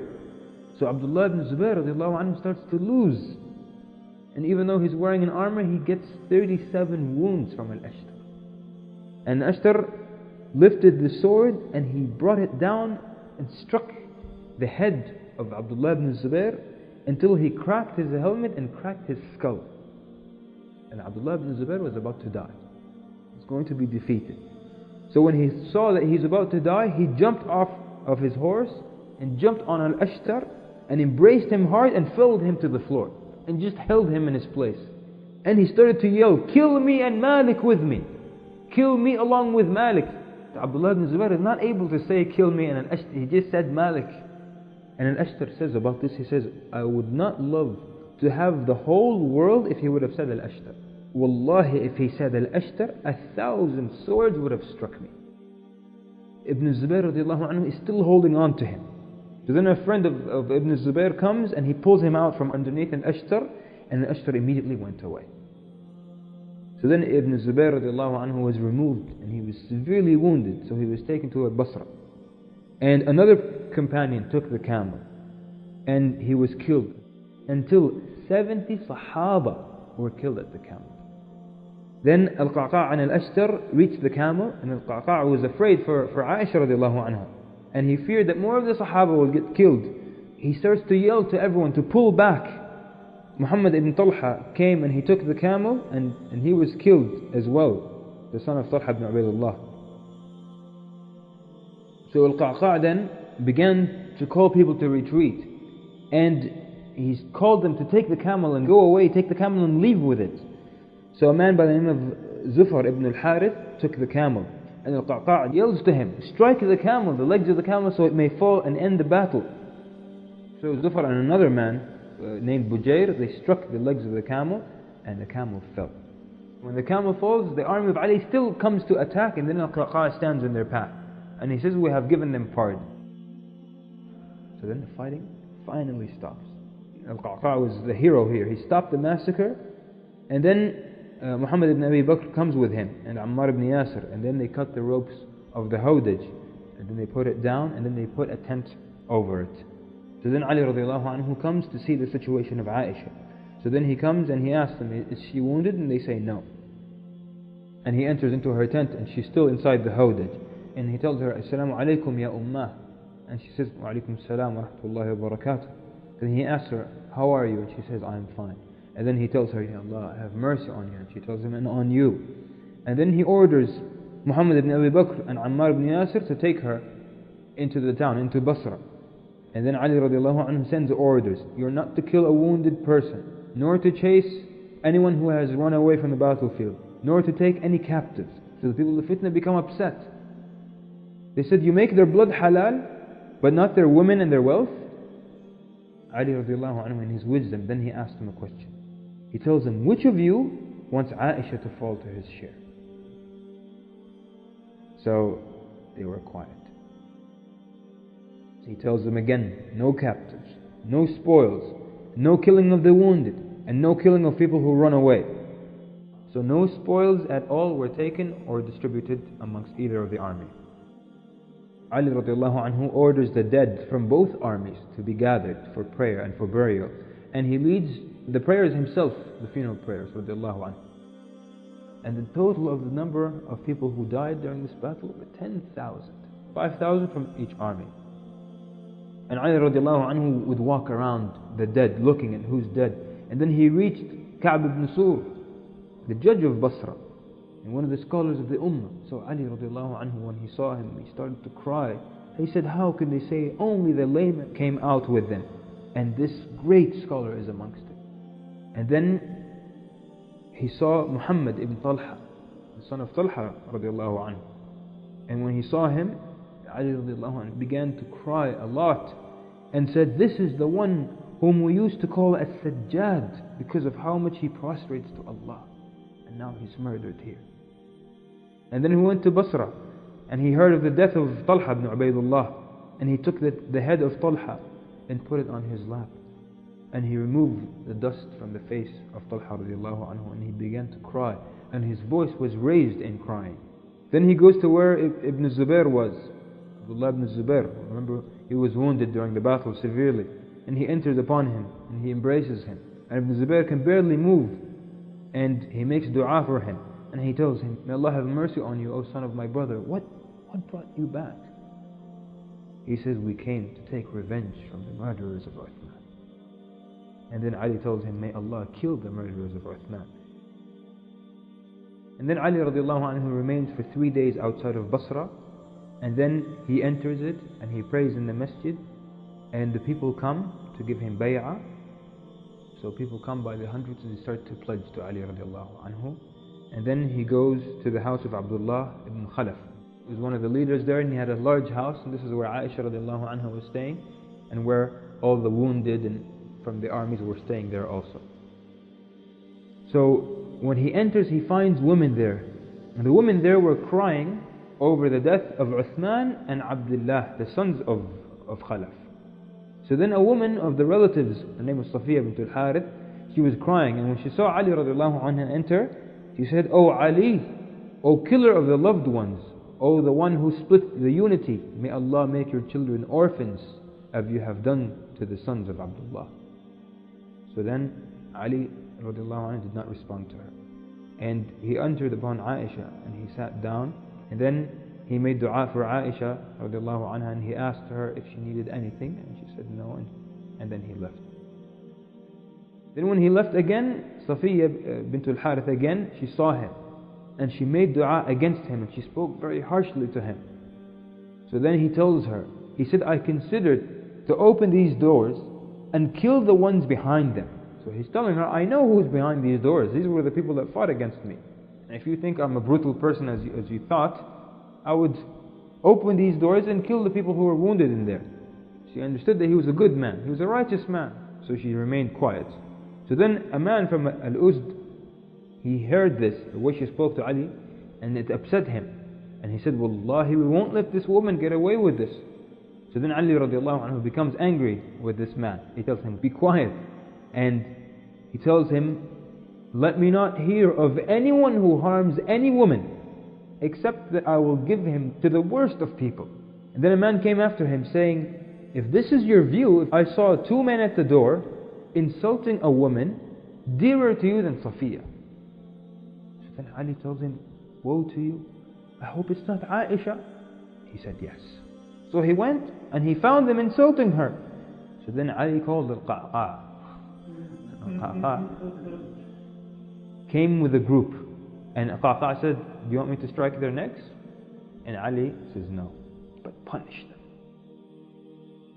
And then Ali radiallahu anhu prepares Aisha with all that she needs for travel. And he chose 40 women, so she doesn't travel alone.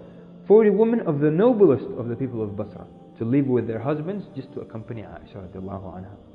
And on the day of her departure, which was Saturday, the 1st of Rajab, in the 36th year after the Hijrah, all of Basra goes out to bid her farewell. And Ali radiallahu anhu himself goes out and he walks near her animal for miles. He's walking, bidding her farewell.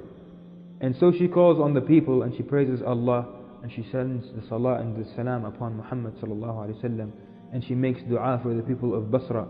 And then she says, O children, some of us have transgressed against each other because of delaying and hastening. Delaying to give the bay'ah and hastening, rushing to punish the murderers of Uthman. So do not transgress against each other with anything of that.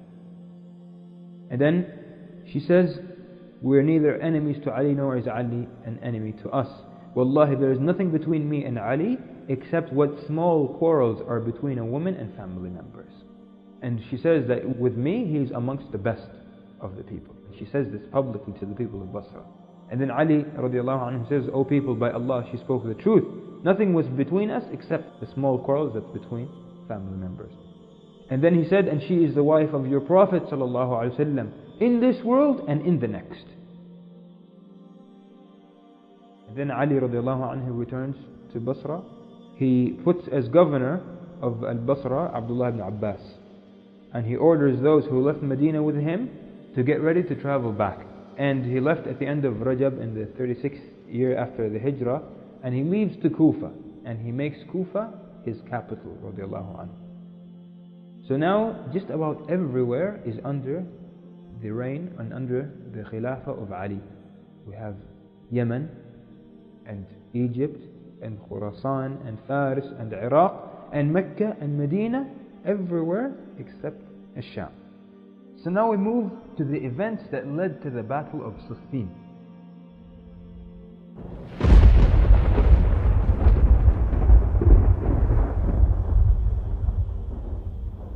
So when Ali radiallahu anhu goes to Al-Kufa, he wants to end this issue of Sham and the issue of Muawiyah. But Muawiyah radiallahu anhu didn't agree with that.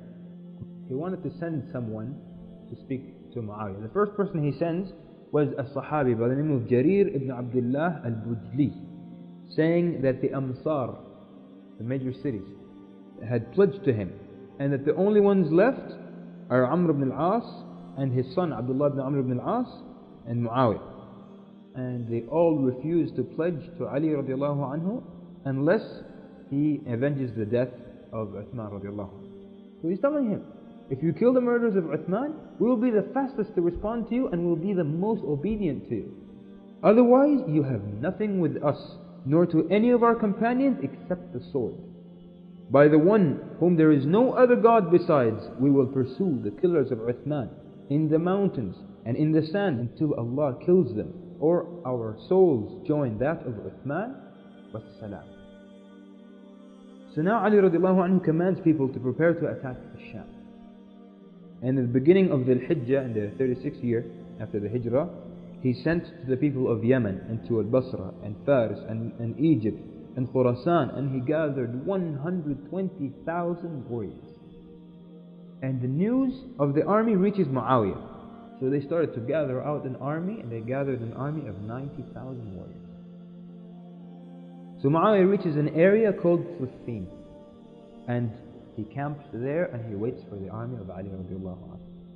So then Ali reaches Siffin, and he finds that Muawiyah's army took control of all the water. So Ali radiallahu anhu sends to them saying, let's share the water between us.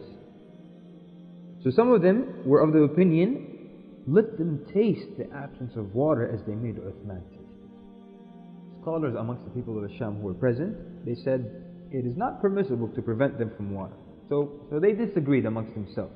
So then Muawiyah radiallahu anhu, to agree to like something in the middle, he said, we'll prevent them from water temporarily, just to make them taste the thirst. So then they put a regiment near the water, and when the people came to drink, they prevented them. So now they tasted this thirst. So then Ali commanded to attack so they can get access to the water. So as soon as they attacked, the regiment withdrew. Now the army of Ali radiallahu anhu is in charge of the water. The people of Fitna said, let's prevent them now from drinking water. So then Ali radiallahu anhu tells them, you faulted them for preventing you from the water, and now you want to prevent them from the water? So he ordered to allow whoever wants to drink from the water to be able to drink. And now both armies are camped and both are around the water of Siffin. Then Ali sent messengers to Muawiyah. This is the last effort here. He sent Bashir ibn Amr al-Ansari and Sa'id ibn Qais al-Hamadani and Shabth ibn Rub'i. Bashir ibn Amr began, and he praised Allah and said, O Muawiyah, verily the dunya is going to leave you, and you will return to the akhirah. And Allah is going to judge you on your deeds and reward you based upon them. And I ask you by Allah to not divide the people of this ummah and not cause bloodshed between them. So then Muawiyah tells him, have you given this advice to your friend? So then Bashir ibn Amr says to him, he is not like you. Verily my friend is the most deserving of people of this affair. So then Muawiyah says, what does he say? And Amr says, he commands taqwa, and to respond to the son of your uncle to what he calls you to, of truth. It is better for you in your dunya and safer for you in your final end, in your akhirah. And then Muawiyah radiallahu anhu says, and leave the blood of Ibn Affan? He says, no, by Allah, we will never do that. So then Sa'id ibn Qais wanted to speak. But one of his messengers, the one we said his name is Shabth ibn Rub'i, he interrupts Sa'id so he can speak. So he praises Allah and he said, O Muawiyah, I have understood what you said to Bashir. By Allah, it is not hidden from us what you want. You find nothing with which to delude people and sway their desires with and get their obedience with, except to say your Imam was killed unjustly and we demand revenge for his blood. So he's saying that you want the Khilafah. So then he continues, we know that you purposely delayed sending assistance to him, meaning Uthman, and wanted him to die. So then he says, and perhaps someone would want something and Allah will come between him and what he wants. And then he continued saying other horrible things to Muawiyah. And now Muawiyah radiallahu anhu is shocked. He's a great Sahabi and he's a great leader. And the Prophet ﷺ used to put him in charge of platoons, and Abu Bakr put him in charge of Sham and Umar and Uthman. And now this man is attacking him like this. So Muawiyah radiallahu anhu was very moved, very hurt by this speech. And he praised Allah. And he said, the first thing that informed me of your safah is the one who doesn't know how to behave properly. And your lack of clemency is that you interrupted this noble man, meaning Sa'id. Then you accused me of things that you have no knowledge of, and you have lied in all that you have said. Get out! There is nothing between you and me except the sword.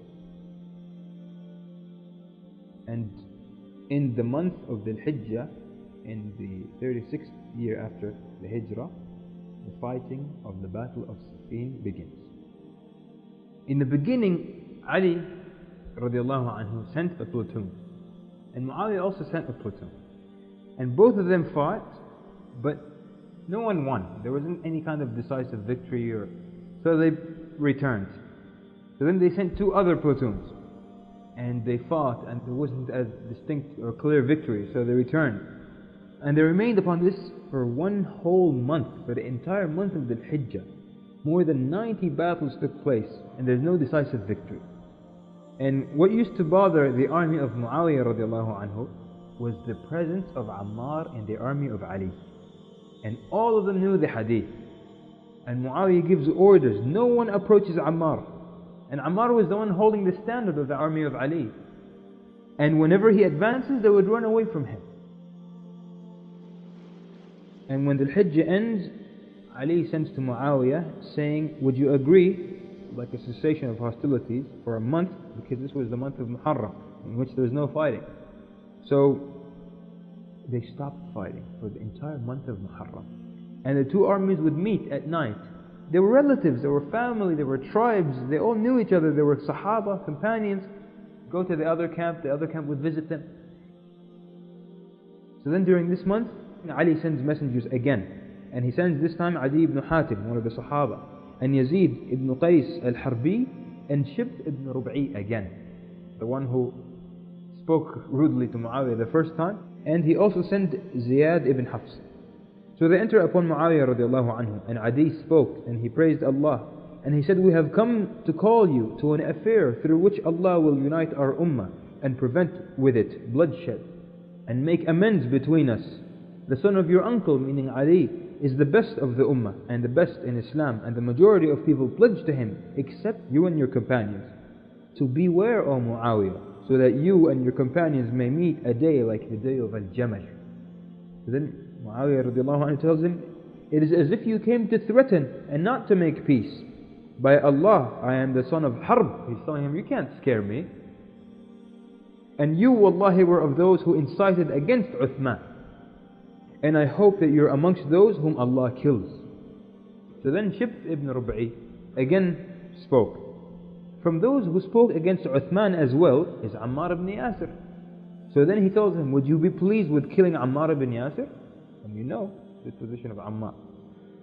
Muawiyah tells him, and what will prevent me from that? If I get a hold of the son of Sumayyah, I would kill him for the blood of Uthman's slave. So then Shibt says, Wallahi alladhi la ilaha illa hu. You will not get to him until next fly, and the earth tightens around you. And then Muawiyah tells him, in that case it will be even tighter around you. And then in the first of the month of Safar, the decisive battle of Siffin begins. Ali radiallahu anhu sent someone to say, O people of Ash-Sham, Amir al-Mu'mineen says to you that this is a chance for you to review what is the truth and to come to it, and that this is your final warning, and that Allah does not love those who are treacherous. And then he speaks radiallahu anhu to his own army, and he says, do not fight them until they attack you, for you are in a justified position. So if you defeat them, then do not kill anyone who is running away, nor finish off a wounded person, and do not uncover a awrah, nor disfigure the dead. And if you reach the homes of the people, do not uncover them, nor take anything of their wealth, nor harm their women, even if they insult your umara. So this is the advice of Ali radiallahu anhu. And then the fighting starts. For the first week, it wasn't fierce fighting. And Ali radiallahu anhu sent to Muawiyah saying, why should we have the people fight? Come out to me, and me to you, and whoever kills the other, the affair is his. Amr ibn al-As was there, he was there with Muawiyah. And he said, it's a good idea, go to him and fight him. So then Muawiyah says, woe to you, has there ever been a person who went out to him, except that he didn't get killed?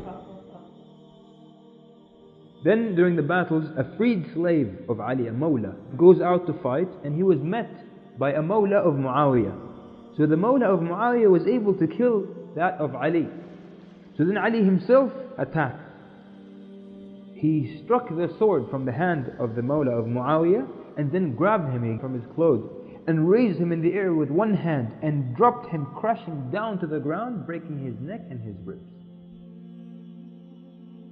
And Muawiyah and Amr were watching this. So Muawiyah turned to Amr and said, and you want me to go out to him? And by the 8th of Safar, Ali made up his mind to bring an end to the situation. One large attack immediately, the next day, to end it. So he gives advice to his soldiers. Look at the advice he gives his soldiers.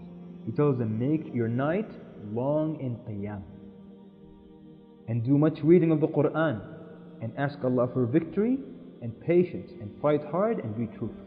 So the next day, Ali radiallahu anh commands a full attack all 120,000 of his warriors attacking the army of Muawiyah. And they fought for 3 days non-stop. And Ubaydullah ibn Umar, he's leading the advance guard of the army of Muawiyah. And leading the advance guard of the army of Ali is Hisham ibn Utbah. And this attack, Ubaydullah radiallahu anhu dies, the son of Umar ibn Khattab. He dies in the battle of Siffin. And the fierce fighting continues. And Ali radiallahu anhu at that time, he had 2 guards to guard him and to prevent him from entering the battlefield. That whenever they were not paying attention, he would attack and not return until his sword bends. And he would come back and say, Wallahi, if the sword didn't bend, I would not return. Now Ammar ibn Yasir radiallahu anhu, is at this point, he's 91 years old. Everywhere he goes, the Sahaba, the companions, are following him, they're behind him. And everyone else is avoiding him. As Ammar was in the battle, a man came to him with a drink of milk. So he laughed. He knew, this is as the Prophet ﷺ told him. And he knew that after drinking this milk, he's going to die. So he laughed, drank it, and said, today I meet the beloved ones, Muhammad and his companions. So then 2 men from the army of Muawiyah, and they didn't care, and they attacked Ammar radiallahu anhu. Abu al-Ghadiyah stabs him, and Ammar radiallahu anhu falls, and then Ibn al-Jawa removes his head. And Ammar radiallahu anhu is killed in this way in the battle of Siffin. The news spreads, and this incident is so great that the fighting stops. And in the army of Sham, it's a calamity. We have killed Ammar. That means we're the transgressing party. The narrator says the people started to go out saying, the ones who killed Ammar are the ones who brought him here. And this starts to spread. They start to say this all over the army of Sham. And then our narrator, Abdurrahman al-Sulmi, says, I don't know which is stranger, Muawiyah in saying something like this, or them in believing him in this. So the army of Muawiyah did not split up and remain together because of what he said. So then Ali radiallahu anhu orders another attack, and this attack also continues for days. At one point during the battle, the left flank of Muawiyah's army attacked the right flank of the army of Ali, and it was a strong and brutal attack. An eyewitness says, I saw 800 men from the army of Ali trying to push back this attack until 600 of them were killed. And they came off their horses and they started to fight on their knees. That's how fierce the fighting was. And then Ali felt that the right flank of his army had been defeated. So he sent Al-Ashtar al-Nukha'i at the head of a regiment, and he was able to defend the right flank of the army, and then he took him back to his place. So they fight for 3 nights non-stop. And then Ali attacks the heart of the army of Muawiyah. On this night, people prayed on their horses, and they fought until Fajr. And their swords broke, and their shields broke, and their arrows were finished, and they fought with bare hands and with rocks. One of the Sahaba says, we fought the Romans, and we fought the Persians. By Allah, we have never seen fighting more fierce than the fighting of companions to each other. And between Muawiyah and the army of Ali, there were 5 regiments. And Ali broke the 1st regiment, and then the 2nd, and then the 3rd, and then he defeated and crushed the 4th. And when Muawiyah radiallahu anhu saw this, he became scared, he became worried. And at this point, 70,000 men had been killed. 45,000 from the army of Muawiyah and 25,000 from the army of Ali. So Amr ibn al-As saw defeat, so he made a suggestion to Muawiyah. The best way to end the battle is to raise the book of Allah and say, let the book of Allah judge between us. They only lifted it when they saw that they're going to be defeated, and this was the opinion of Ali radiallahu anhu. So he said, let's fight and let's end this now. And others were saying, how can we not respond to the book of Allah? So he sends to Muawiyah, and he said, what do you want? And Muawiyah says, between us and you is the book of Allah. So he tells him, why raise the Mus'haf? He says, let us go to what Allah commands in His book. So Ali says, how? Muawiyah says, we send a man from your party, and we will send someone from ours. And then get them to go by what is in the book of Allah. And then we follow what they agreed to. So they go to Ali with this proposal of Muawiyah, and Ali refused. And the people of Iraq, they accept. And Ali tells them it's a trick. So the people threw their swords down. Even though Ali radiallahu anhu, he was almost victorious and he was going to end the fitna, but it shows you the seriousness of disobeying your Amir. So then Muawiyah's army sent Amr ibn al-As. Every time Ali radiallahu anhu suggested someone, they refused him. And they said, we don't want anyone except Abu Musa al-Ash'ari, because he is a man of good opinion. Amr ibn al-As radiallahu anhu was known for being one of the most intelligent and quick-witted of the Arabs. So they write down the declaration. It says, this is a declaration between Ali ibn Abi Talib and Muawiyah ibn Abi Sufyan, declaring that Ali ibn Abi Talib has appointed an arbitrator on behalf of the people of Kufa and all those supporting him. And similarly, Muawiyah ibn Abi Sufyan has appointed an arbitrator on behalf of all those who follow him. And we, holding the book of Allah the Almighty and His order as judge, declare that both of us will follow nothing but the injunctions of Allah in His book. And we abide by the rules of the Quran from Al-Fatiha to its end, and declare to follow what is permitted and hold back what is forbidden. The two appointed arbitrators are Abu Musa, Abdullah ibn Qais al-Ash'ari, and Amr ibn al-As. They will give a decision according to the dictates of the Quran, otherwise in accordance with the Sunnah if the Quran is found silent over the issue. This is the agreement that they made. And they stipulated that if there's two people, radiallahu anhuma, make a decision, that people can't refuse their judgment, and that they can't harm them, or they can't harm their family, and that the soldiers from both armies are safe, and that the judgment will be upon all the ummah, and there will be no fighting until they make their decision. So the judgment was not until Ramadan, and they're in the month of Safar. So the armies go back. So this marked the end, for now, of the battle of Siffin. So now the army of Muawiyah radiallahu anhu is united, and they're satisfied, and they return home. And Ali radiallahu anhu returns in an army, but it's boiling. And when Ali returns to Al-Kufa, 12,000 leave his army. They are known to us today as Al-Khawarij. And amongst their leaders, Shib ibn Rub'i, the messenger who was sent twice to Muawiyah, and he caused problems twice, and now this is the third time he's causing problems.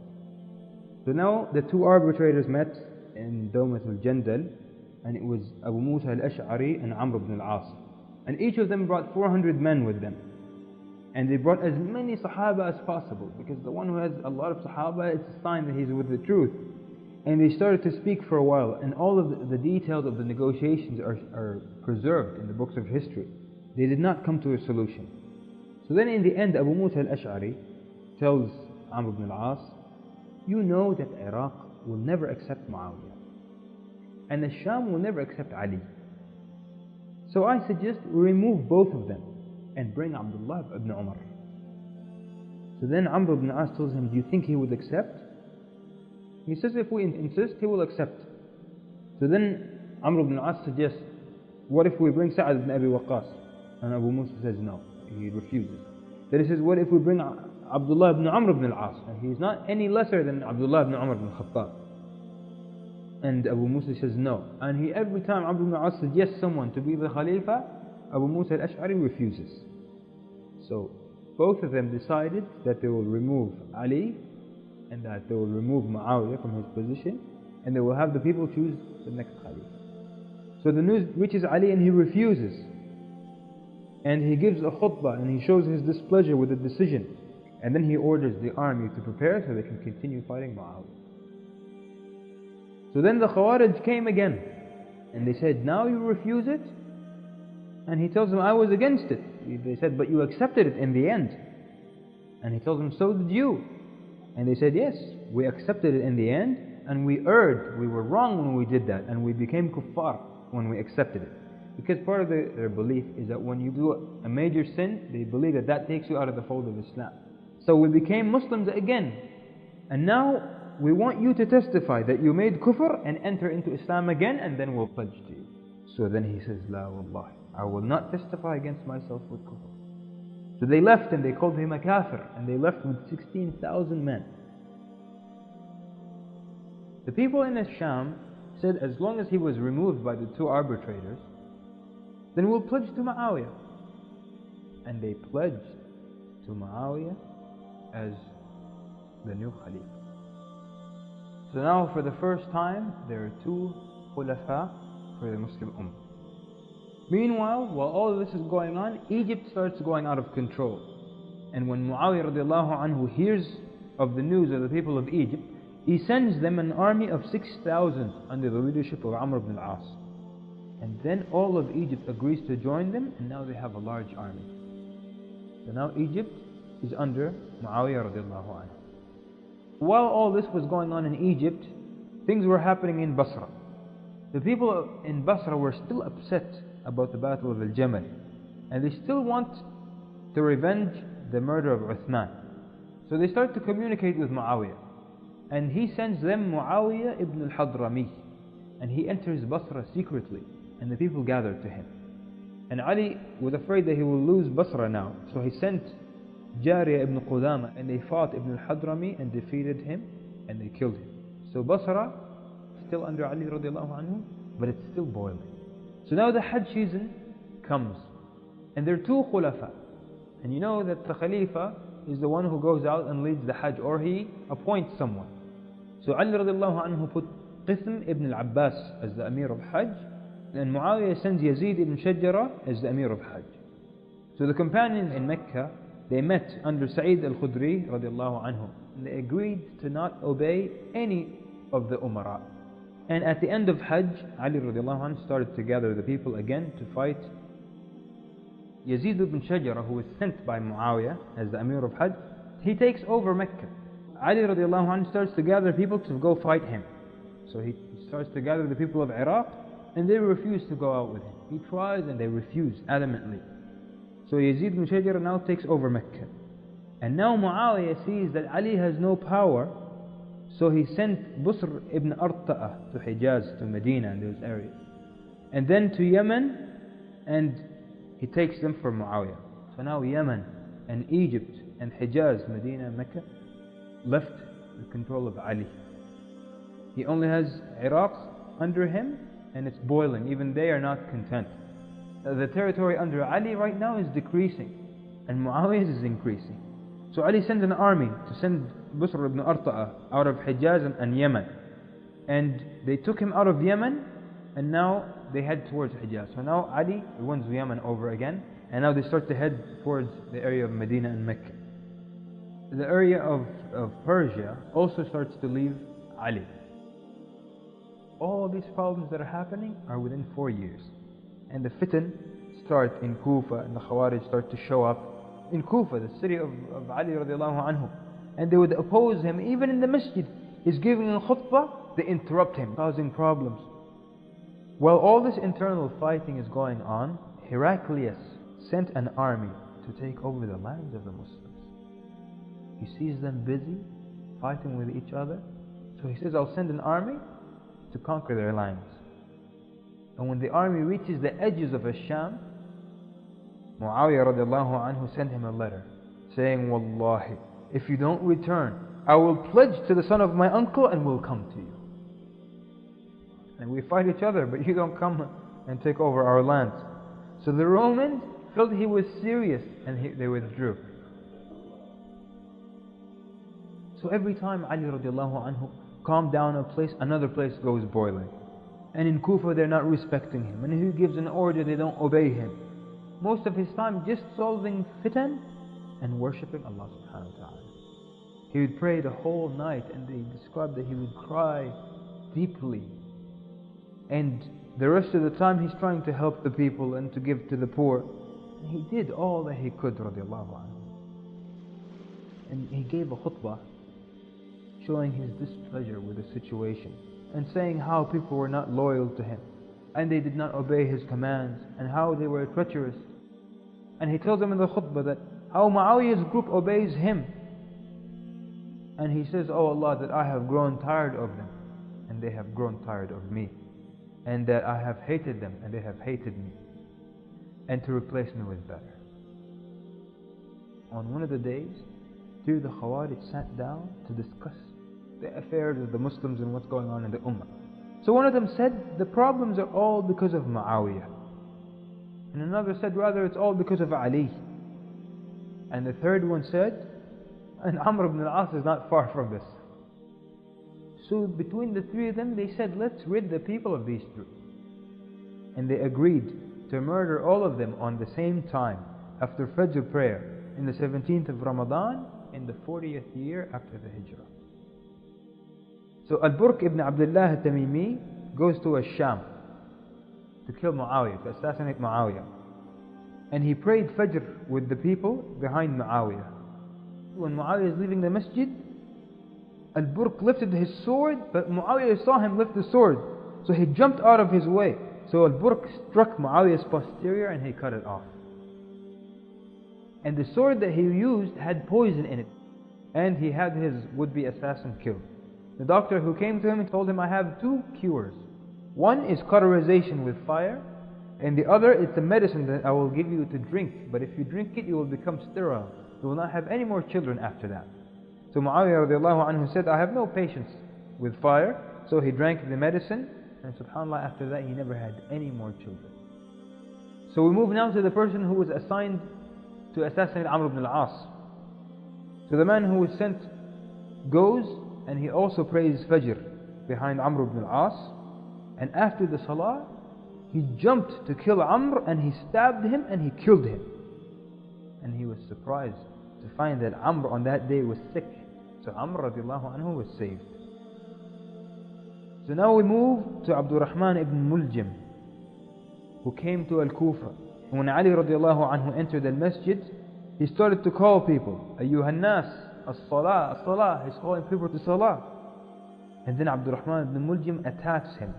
He struck him saying, the judgment is to Allah, not to you, O Ali, and not to your companions. And he struck him. He struck him in his head, and he hit him very hard. And it was a huge wound. But Ali radiallahu anhu did not die immediately. And the sword was poisoned as well. So when he was struck, he said, do not let the man escape. So they caught the man. And Ali says, a soul for a soul. If I die, kill him as he killed me. If I don't die and I make it through this, await my decision. And he gives advice to his sons and to his friends, and he says, O sons of Abdul Muttalib, do not shed blood saying Amir al-Mu'mineen has been killed. Nah, don't start avenging my blood. He learned the lesson from what happened to Uthman radiallahu anhu. Verily none should be killed except my killer. And then he says to Al-Hasan, he says, look, if I die, whoever struck me this blow, then it's a blow for a blow. Do not disfigure him after he's dead.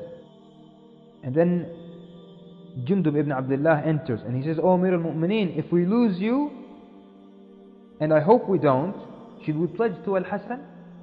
Ali radiallahu anhu tells him, I don't order you, nor do I prevent you. You have better judgment in this issue. Then he calls Al-Hasan and Hussein, calls them near. He says to them, I advise you with the taqwa of Allah, and do not desire the dunya, even if it calls you to it. And do not cry over something that gets away from you, and speak the truth, and have mercy on the orphan, and assist the lost, and work for the next life, and be the opponent of the oppressor, and the supporter of the oppressed. Giving them beautiful, beautiful advice, and act on what is in the book of Allah, and do not fear those who will blame you for doing what is right. And then he turned to Muhammad ibn al-Hanafiyyah. Muhammad ibn al-Hanafiyyah is the other son of Ali radiallahu anhu. He turns to him and he says, have you learned what I advised your brothers with? And he says, yes.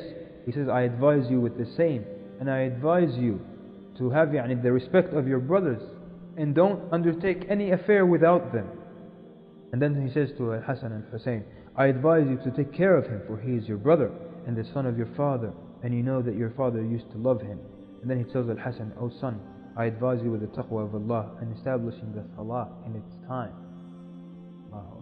And he kept on reminding him and advising him until he passed away. And then he was washed by Al-Hasan and Hussein and Abdullah ibn Ja'far al-Tayyar. And Al-Hasan led the funeral prayers and he made 7 takbir. He had remained alive Friday and Saturday and then died on Sunday night. And he was buried in in al-Kufa. So Ali radiallahu anhu dies at the age of 63 years old, and his reign was for a period of 4 years and 9 months, and this marks the passing away of Ali ibn Abi Talib radiallahu anhu, second man to become a Muslim and the son-in-law of the Prophet sallallahu alaihi wasallam.